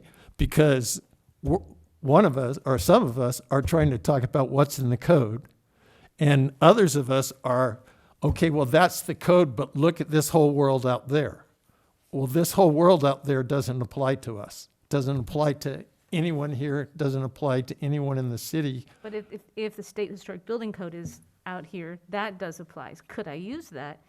If we have researched that it actually can be used, if it's approved by council and they adopt the structures of merit, you now can use the state historic building code. That would be something that the public or property owners need to know, because as it is now, like I said, it's why? Besides the fact that unless you really are excited that you have a historic property and you want to be involved in this, how do the people who are on the fence and not sure if it's worth their time, how do we, number 2 here, communicate to them clearly and not be misleading and not turn someone off from it, or just be clear? How do we know that we're giving accurate information if we're still... Because this is like a flyer that's put out by the city of Santa Barbara on their I structure. have all of that information, Their structures of merit, and this is what they put out to let their constituents know what they're getting into, and they have what it is, and then they have all the benefits, and using the historic building code and getting these tax credits that are open to you. Those are selling points. That's why you use those to get people to get that buy-in. If all you do is just what's in our code, then I don't think they get an accurate picture. So again, chicken and the egg. So I have the information. I have the Santa Barbara information. The historic structures of merit in Santa Barbara are just kind of a mini junior landmark. They have a different nomination method. They have a different people that can actually make them that at the landmark level, at the historic structure of merit level. But again, they have their code talks about that and talks about the path forward. Starting to enter. Steve, did you sign up to be item number 3 and we never called on you? Yeah. Okay. Can we call on you now? Are you done? Sure. So are you going to open up now to have, Open up public comments? public comments for this item? And we will give, I thought he was waving at me. Done? Because I don't Well, know that you're done. so It doesn't seem like Okay. you're done. what's, I just wanted to give you time. so what's on the agenda this evening is creating ad hoc committees for structures of merit. Just want to remind the commission that. I would like to make a motion to approve the 3 ad hoc commissions. I'm not sure exactly how we can avoid the crossing of the streams, but I think that is the way forward, so I would like to make that motion. So we have to public before you comment make first. a motion, if you'd like to open it up to public comment, Okay. and then after public comment, if you have deliberation, and then make a motion. Okay, How about that? Okay. So we're done discussing as far as Well, that one I guess- item? Well, we I can guess- discuss again after the motion and the second, Well, and, the speaker wanted to know if we were yeah, done with yeah, it. Right, if we were going along, from that standpoint, if yes. we were going along, it would be to give a presentation, to have public comment, and then deliberate. So, what is that? That's my list. Instead Okay. of writing it out on a Post-it note like I've done before, Okay. I typed it. Okay, so we'll open it for public comment, and then after you close that, you'll have deliberation? Uh-huh. Okay. Let's see. I'll let you call up any public speakers, and they'll have 3 minutes. So I'd like to open it for public comments. Mr. Schaefer. All right. It's confusing from back there, and I know what you're talking about. So, having been on the County Cultural Heritage Board for 14 years and gone to a lot of ethical meetings, the idea of having 3 ad hoc committees not being a Brown Act, because everybody's moving towards the same goal from different places, so I would ask your attorney, 'cause that seems a little odd. I mean, I love the idea because you're all moving in one direction, but the idea is not for you to be predisposed to a decision before you end up coming together as a group of 5 or 7 and then already knowing the answers. The ad hoc's supposed to be less than a voting group. Which and they now are, you've got all 5 people working. in so- separate functions, separate areas. Okay. We did this So you've asked. as a us- part of the Downtown Historic District, because of course it is a big project and we had 5 people. We had the benefit of Craig that he wasn't a commissioner at that time, so we could drain right. all of the great information we could out of him without violating the Brown Act. I think. And then it became a commissioner. I think it's, anyway, that was a question I had. Okay. It's another potential landmine in that if you were to have a list of 35 buildings and you put it out there into the community, and Craig alluded to this, and that gets, and let's say 34 people don't want to be on that list, I'm not sure what you recommend to council, because, I see some nodding. So if you're going to tell people they don't have to be supportive of it, and then that doesn't mean anything, that's confusing. If you're going to put forward a list of 35, just a round number, 35 properties, along with a list of another 100 properties that may or may not have been surveyed, and then city council adopts all 135, there's a whole bunch of people that feel duped. I mean, I'm supportive of the idea of designating these buildings, and if you have council buy-in to designate 35 or 135 structures of merit, give Recommend, them more protection, recommend. and maybe they also get some benefits because they will get the use of the historic building code, even though it's outside of your code. The way it's written is you can't not use it. So it's just maybe the thing I'm seeing is that you are going deeply into advocacy, and regulatory is sort of your job. So maybe informing the public from an advocacy role, whereas you guys say, look, we've seen these 35 buildings. It's a benefit to the community for these 35 buildings to be structures of merit. We're nominating them on that basis. If the people that own those buildings want to come to the city council that day and say, I don't want to be on that list, it's up to city council to say, okay, you're not on the list or not. That's not but your job is to move the benefit forward. It is a public benefit. If the Ojai post office was not a landmark, and and the federal government said we don't want it to be a landmark, you not recommending it, that's a negative, right? It's like you're supposed to see that these things are valuable, that your code gives you the ability to designate these buildings. and not just inventory these buildings. So when you said there's 1,000 buildings inventoried in Pacific Grove, I immediately think that an inventoried building is something on a survey, and that's very different than a so if they've We'll look it added up. designation to it, then that's maybe a really good model to look at. But I'm almost sure that there weren't 1,000 people that were all for it. It's just you put together any two people in a room and you get two different opinions. So it makes me very nervous to see you start to go forward and then ask the public what they think and then recommend it anyway.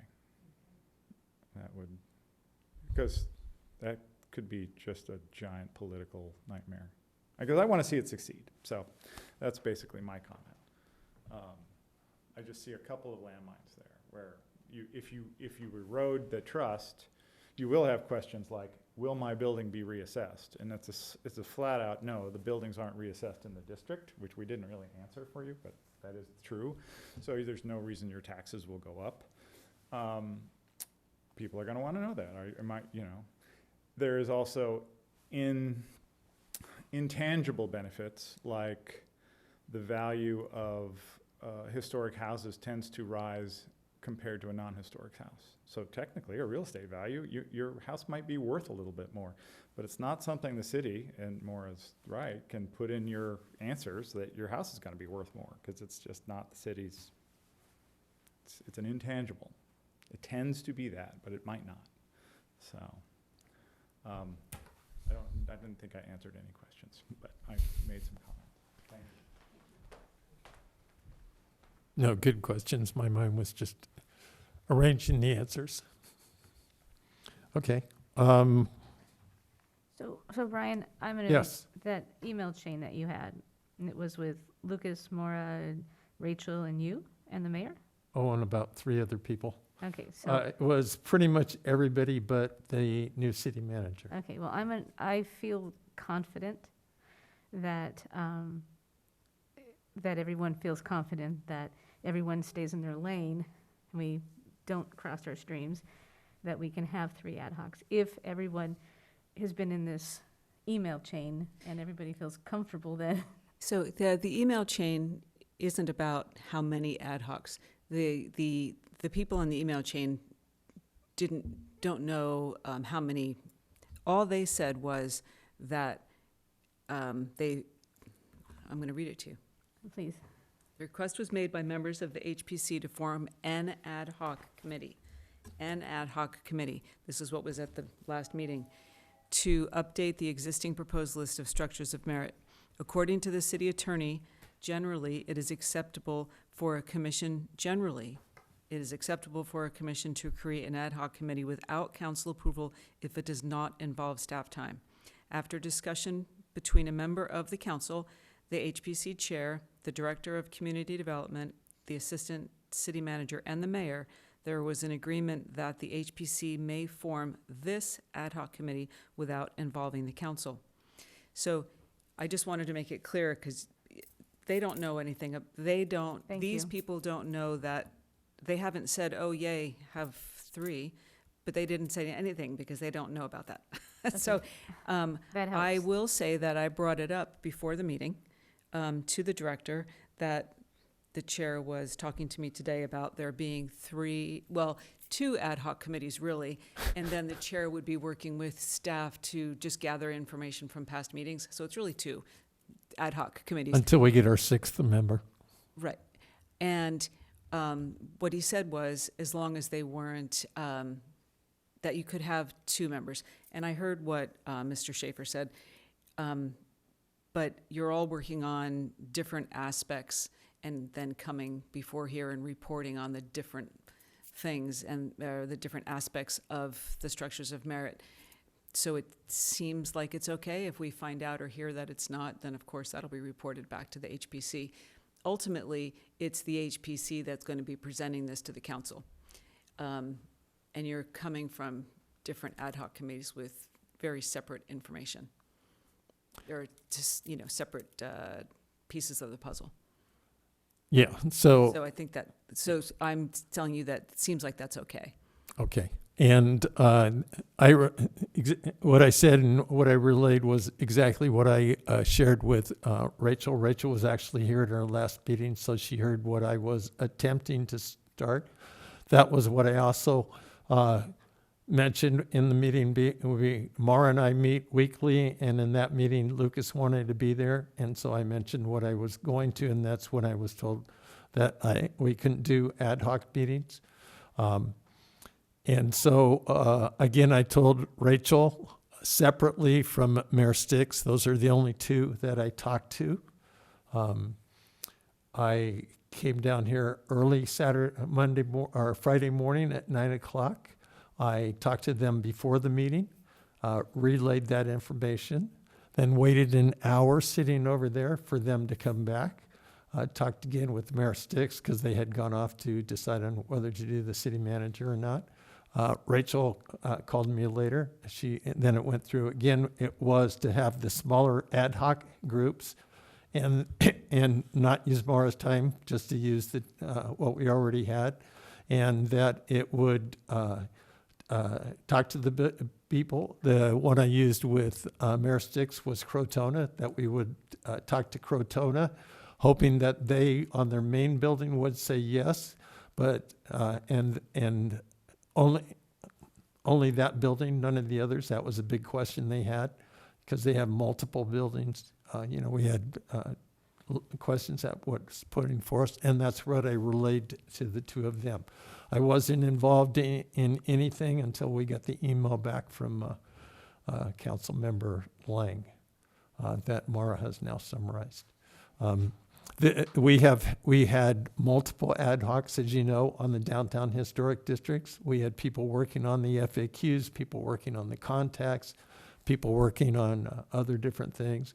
We had 5 people, and I worked very hard to keep those lines separated. And I've outlined to you my thoughts on the 3 different ad hocs, and the best thing we can do is what we did on the downtown historic district, is ask people if they have questions, and then find answers out to them, and then get that information to them. And as you know, because you're a part of that ad hoc, we put out lots of information, and I was comfortable with every bit of information that I put out. If I knew, I shared. If I didn't know, I told them I didn't know. Oftentimes I called the community development department to find out, who is it that determines whether you can put a solar panel on your roof or not? That would be the state of California, not the city or anyone else.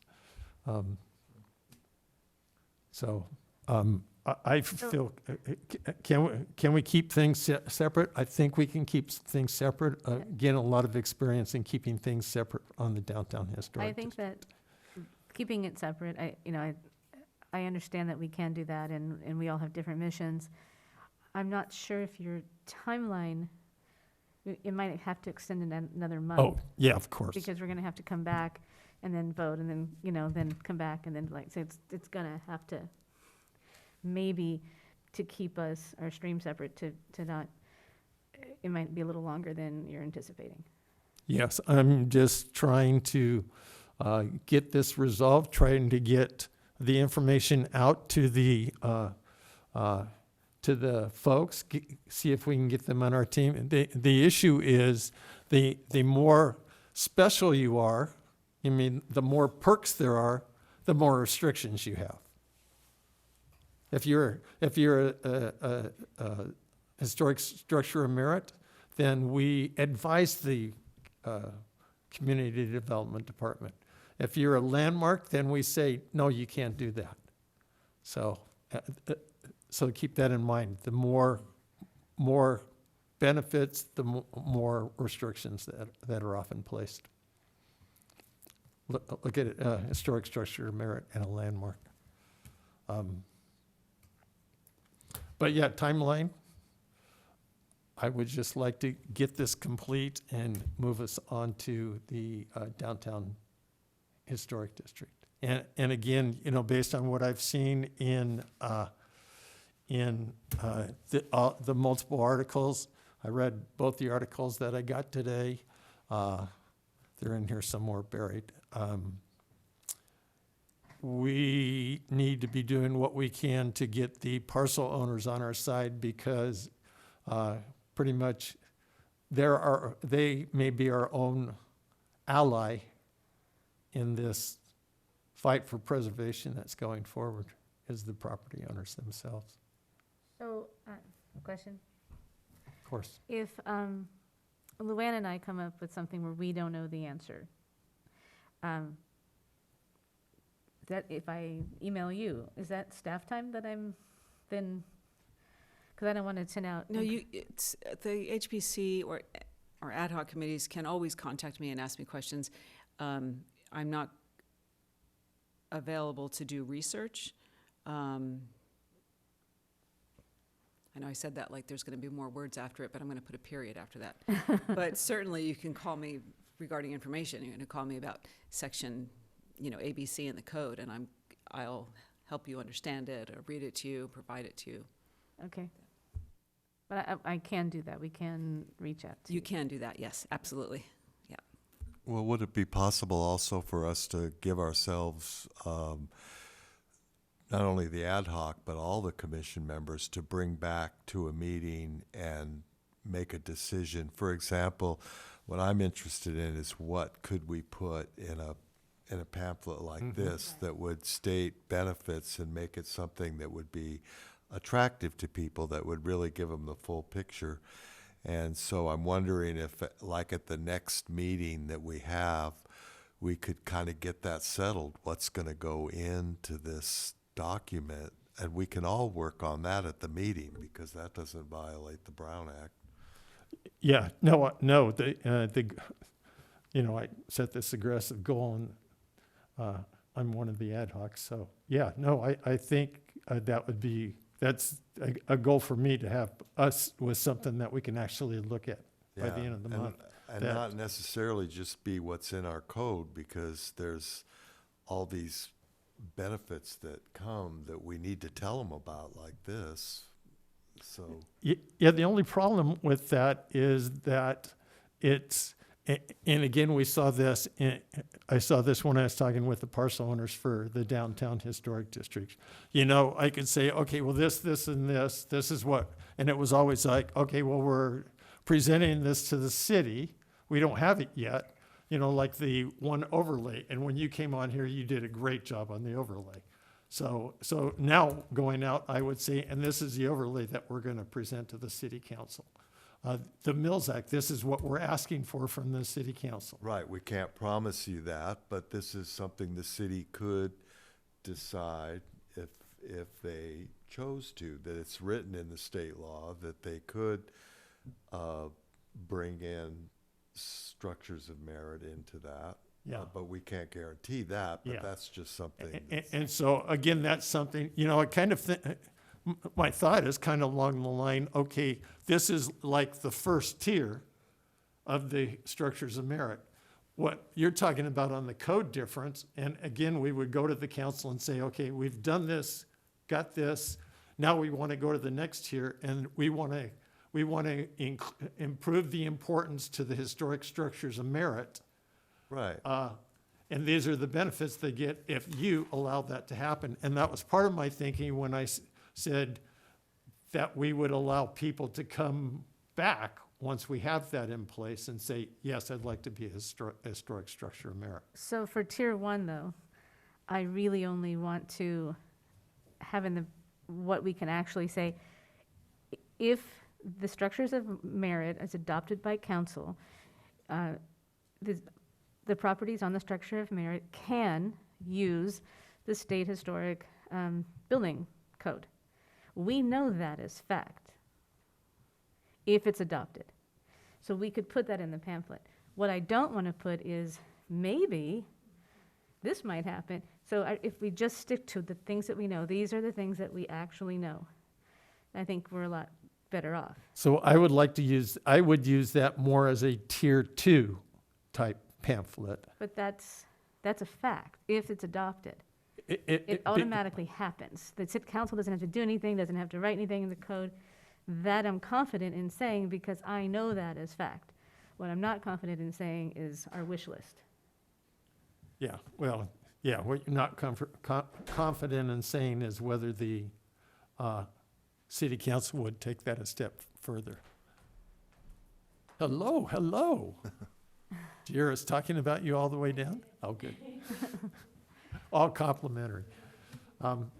Yeah, and again, I did that when I talked with all the parcel owners. Yeah, and, we can make what we believe is the correct pamphlet or informational that we send out, and then we'll bring it back to you and you guys can weigh in on it. But that's what I personally feel comfortable doing with that first one, is facts that we know. Even if it's not in our code, it still will trigger. If it's adopted by council, these triggers happen and we know this. That I feel comfortable saying. Yeah, so just a bit of history on that, again, for the Downtown Historic District. So one of the things that was put together was FAQs. And Gina and Jenny put that together. It was extensive, it was wonderful, and it seemed like that was something that might have been covered in the FAQs that you did, that there were these additional benefits that we will be pursuing on your behalf Right. We'll as be a part of pursuing having it. a downtown historic district. And I felt that when I talked to property owners, that they wanted concrete more than they wanted the concrete, the facts were more important than what we were going to do on their behalf, because they wanted to know the bare minimum benefits. What is the bare minimum I'm definitely going to get from buying into this? That is, that needs to be clear. And then also, we plan on doing this. Okay. Just so it's, I try to think of everything of what it's going to read in the paper.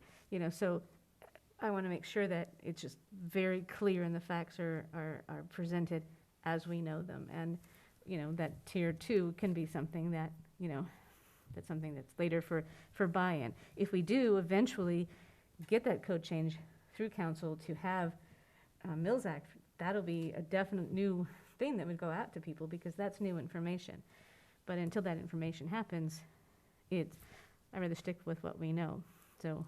But we would also have to know and let them know that there is no provision for them opting out once the council decides, right? There's nothing in the code that allows them to say, I don't want to do it. If we've sent their name to the council and the council says, yes, we like this group of people and we want to have those properties protected, not the people, but the properties, we want those properties protected. So we'd have to be honest with them about that too, because we couldn't say, well, maybe you could opt out, we don't know, because we've already gotten, the city attorney told us there's no opt-out provision. And they can't. Well, there's nothing in the code that says anything about opt-outing. Go ahead, Lorraine. And they can't use the benefits of the building code either for merits. Because it was said that directly Not as by the attorney. Not as a structure of merit. Right, if you're a structure of merit, you don't have that benefit. No, Well, that's not true. you do. Not true, No. it's the state law.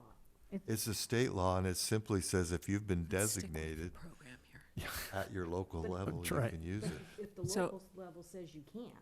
So I think what They don't. And what you'll do as an ad hoc committee is come up with the facts and the desires, and come up with the letters and the pamphlets. Yep. And then it'll come back here. And if there, as something I remember with the downtown, well, not the Civic Center, but at the time it was Downtown Historic District, the letter is coming from the HPC, right? Yep. Anyway, It'll go through legal, right? not if it's coming No. from HPC. It didn't go no. through legal. No, if it's coming from the HPC, it's not going through legal. That's not going through staff. We actually had to put a little line saying this has not been. Okay. Right. Yes. See, Right. we are here for the city of Ojai and for the city council, but until we are ready to be in front of them, we're still on our own in a way where we're separate from 'Cause them. I in don't that- want a situation where we put out something and we tell people something and they come back and say, well, you told me this and this isn't true. well, and that's- now I'm stuck. That's why we have Sherpa offices, that's why we have Mr. Schaefer, that's why we have even the national, like the organizations that we are members of, to reach out to them and make sure that we've done our due diligence before anything goes out, and we will. And I talked to most of the people. I didn't tell them anything that wasn't true. Oh, I'm sure. And if there was something, as I said, that there was an unsureness about, then I let them know it was unsure and that I didn't have an answer. I come back and get an answer like I did for help of Ojai's solar panels. But I would and- hope that this time, though, that we would have city postage, because Brian had to use his Christmas stamps last time, so if we could avoid that, that would be really nice. I did. And Gina, the other thing is, I did have people that came to me and said, no, I'm not going to sign a yes until you can come back and show me that the code has changed. And I said to them, I can't promise that. Thank you very much. And, you know, if that was just a front they were putting up, sometimes they came back, they let me come back, sometimes, 3 different times. And then also at budget time, right, we can prepare a request for funds to either hire staff or hire some consultant that can help us too, right? I mean, all they Sounds can do is like tell us no. March meeting or April. Yeah. We We have will budget be coming up. talking about the budget in a future meeting. Yeah. But yeah, tonight we're just going to talk about the ad hoc committees. and- Okay. Can I pull it back to doing a motion now? Are we ready? Yes, Okay. I think. So I would like to make a motion to proceed with the 3 ad hocs that Brian suggested, or the 2 with the 1 pending a new member. And bringing it back to our monthly meeting to discuss what we've all learned, right? And if you have- Okay. Yeah. And a second for that motion? I'll second. Okay. Sherry, roll call. Gina, McHatton, excuse me. Yes. Basasha, Yes. Akins. Yes. Sims. Yes. Walker. Yes. Okay, great. Thank you, everyone. You can see we still have a lot to learn. So when these letters go out about the state historic, the structures of Merritt and the downtown historic district, we're still learning, so there's no decisions being made. We're still all trying to figure it all out ourselves. We are. And, but we are working through all of the different things to get information out to people, and we are trying to make the correct steps going forward, and we're trying to do what's best for all parties involved. Thank you all. Where are we? Clear my head. We are on agenda item number 4, which is Sweet. future agenda items. This is Craig's. Look at that, Craig. It's right there. What's that? Bottom left corner. Historic Preservation Commission budget.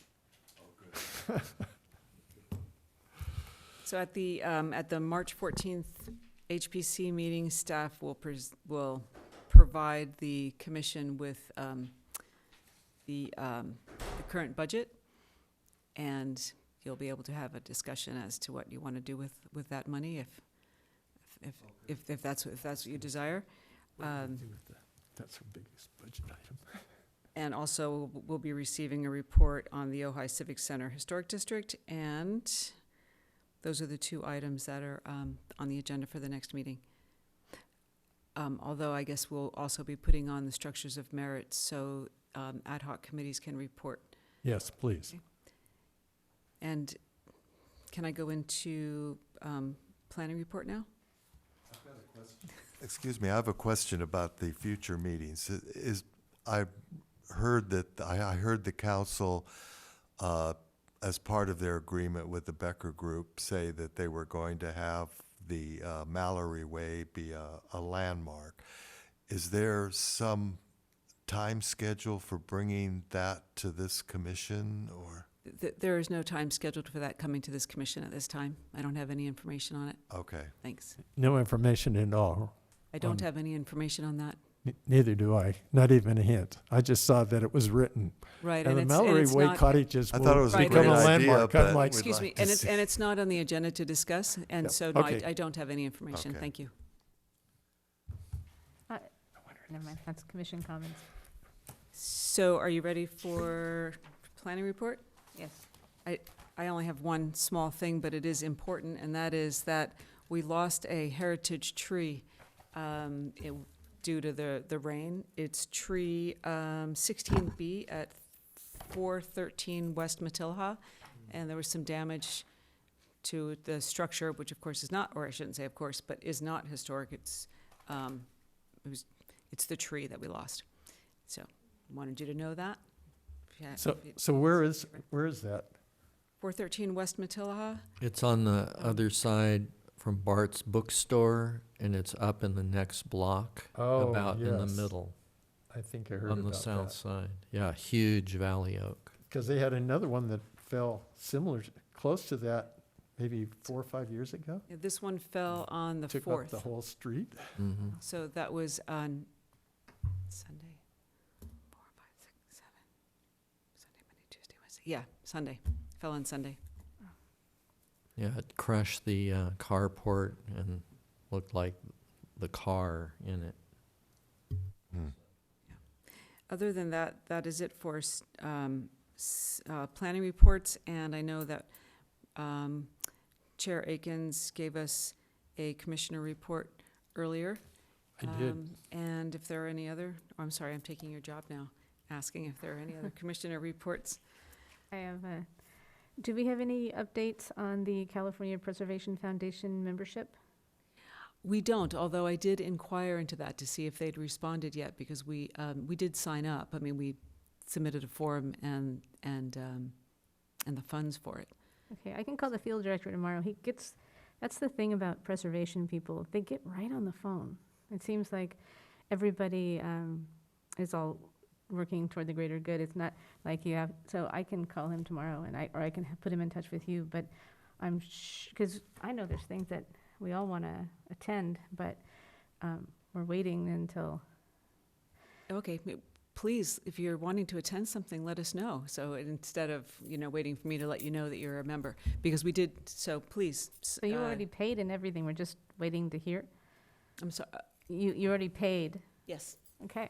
Yes, and so once we hear, you're all members, well, through the city, or Okay. as the city's a member, and you can all go to classes and such. Okay. Some of them will be included in the membership, and then some will be an extra fee, but that can also be paid for from the HPC budget. Yeah, and the catalog of all ones that have already happened are all free too, and some of them are just so valuable.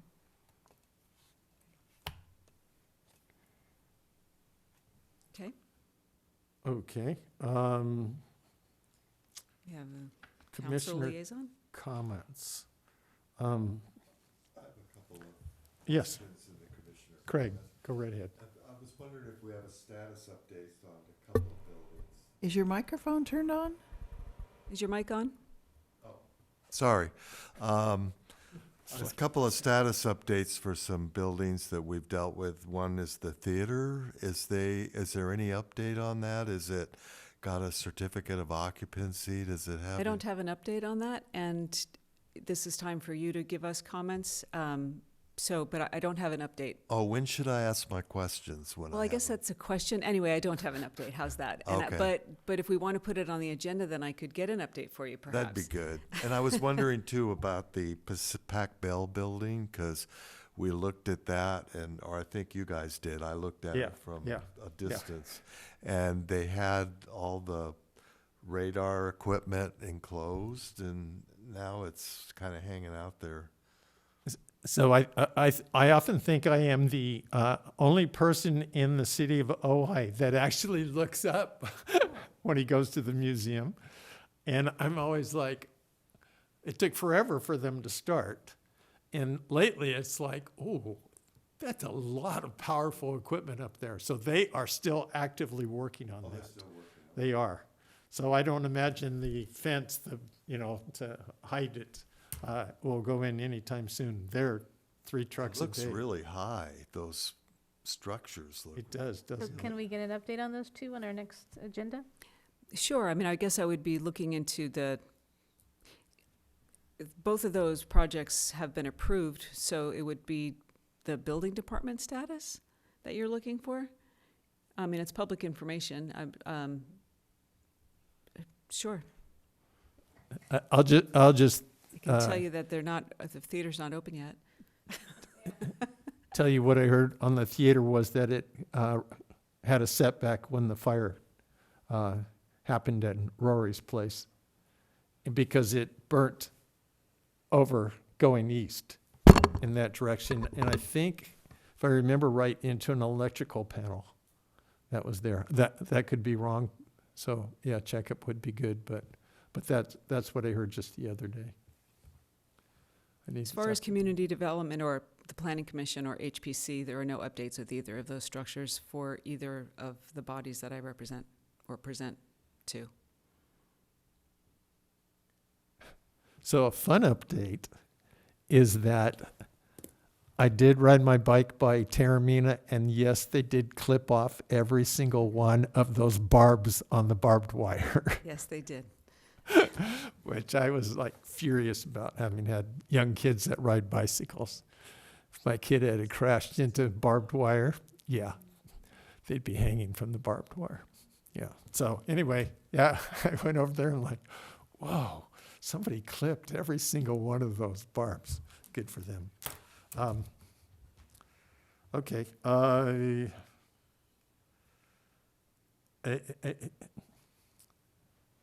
Just gently, we as HPC commissioners have to remember that we're always HPC commissioners. I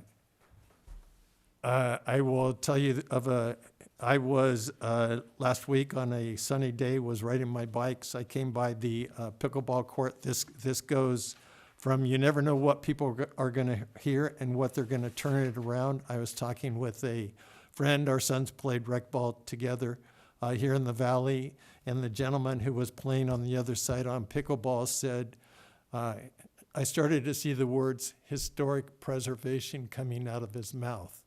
He was maybe 40-something, in good shape, and he said, yeah, and those Historic Preservation Commission people, they shut us down. They didn't want us to play on this court ever again, and I found that disconcerting. And so, it's again, people can say what they say. I corrected him a bit, but that was hard to hear. So, the years that I've been here, we have all this social media stuff. It's just that we as commissioners need to be careful what we put out from us into the community. So just that careful caution.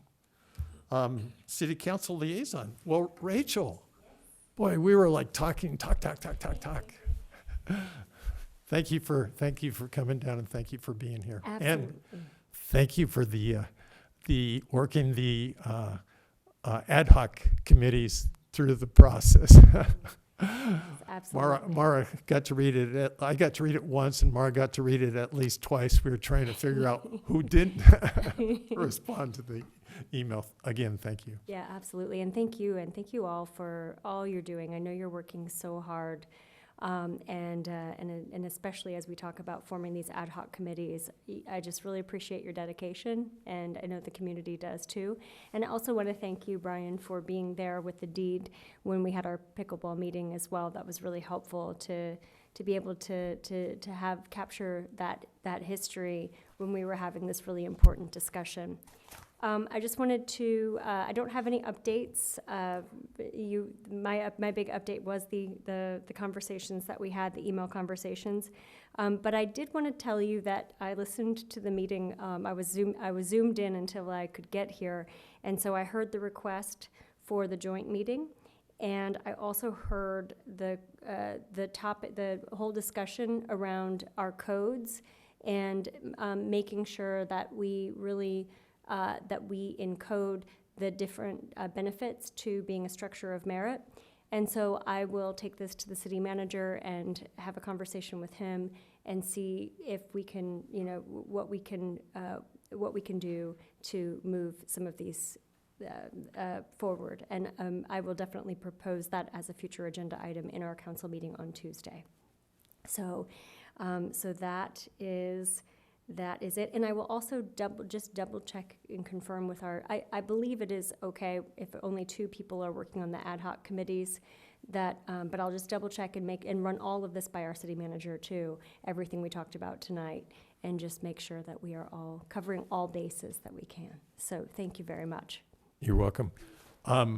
So you may remember this. So a question, and I mentioned this tomorrow. So a question came to Matt. Can there be an ad hoc committee that's made up of 1 commission member and 1 non-commission member? And Matt said, I don't advise it, but it is legal. So I thought that, because that question had come up, you know, when we were talking about Steve behind you on if we could have a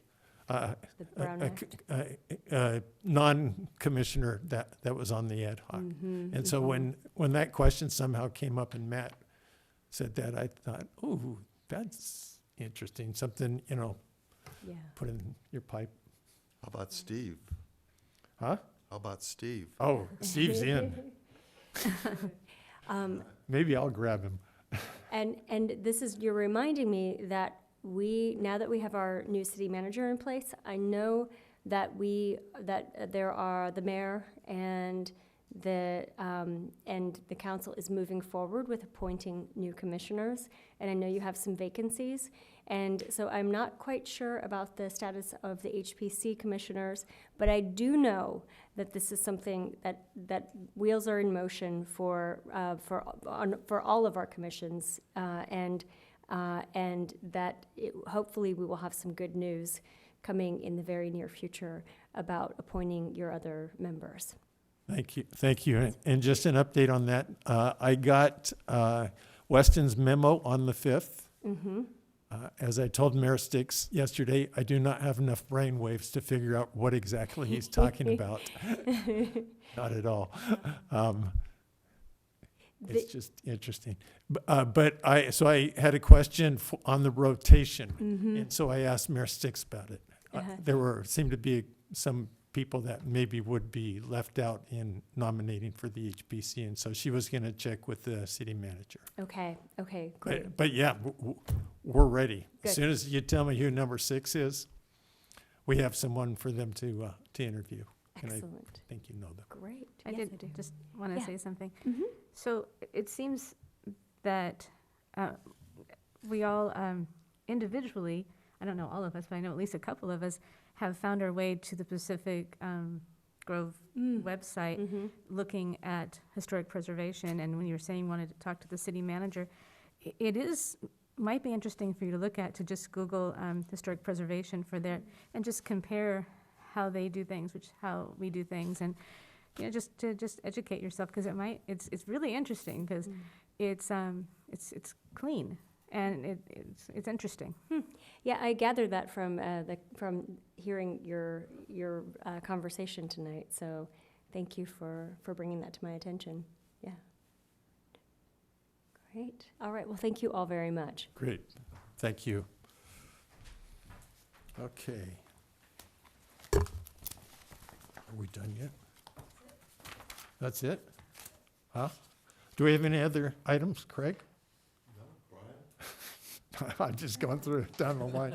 Brian says no. I'll skip me. No. Rick? No. Gina? Mara? No. Okay. Great. Thank you all.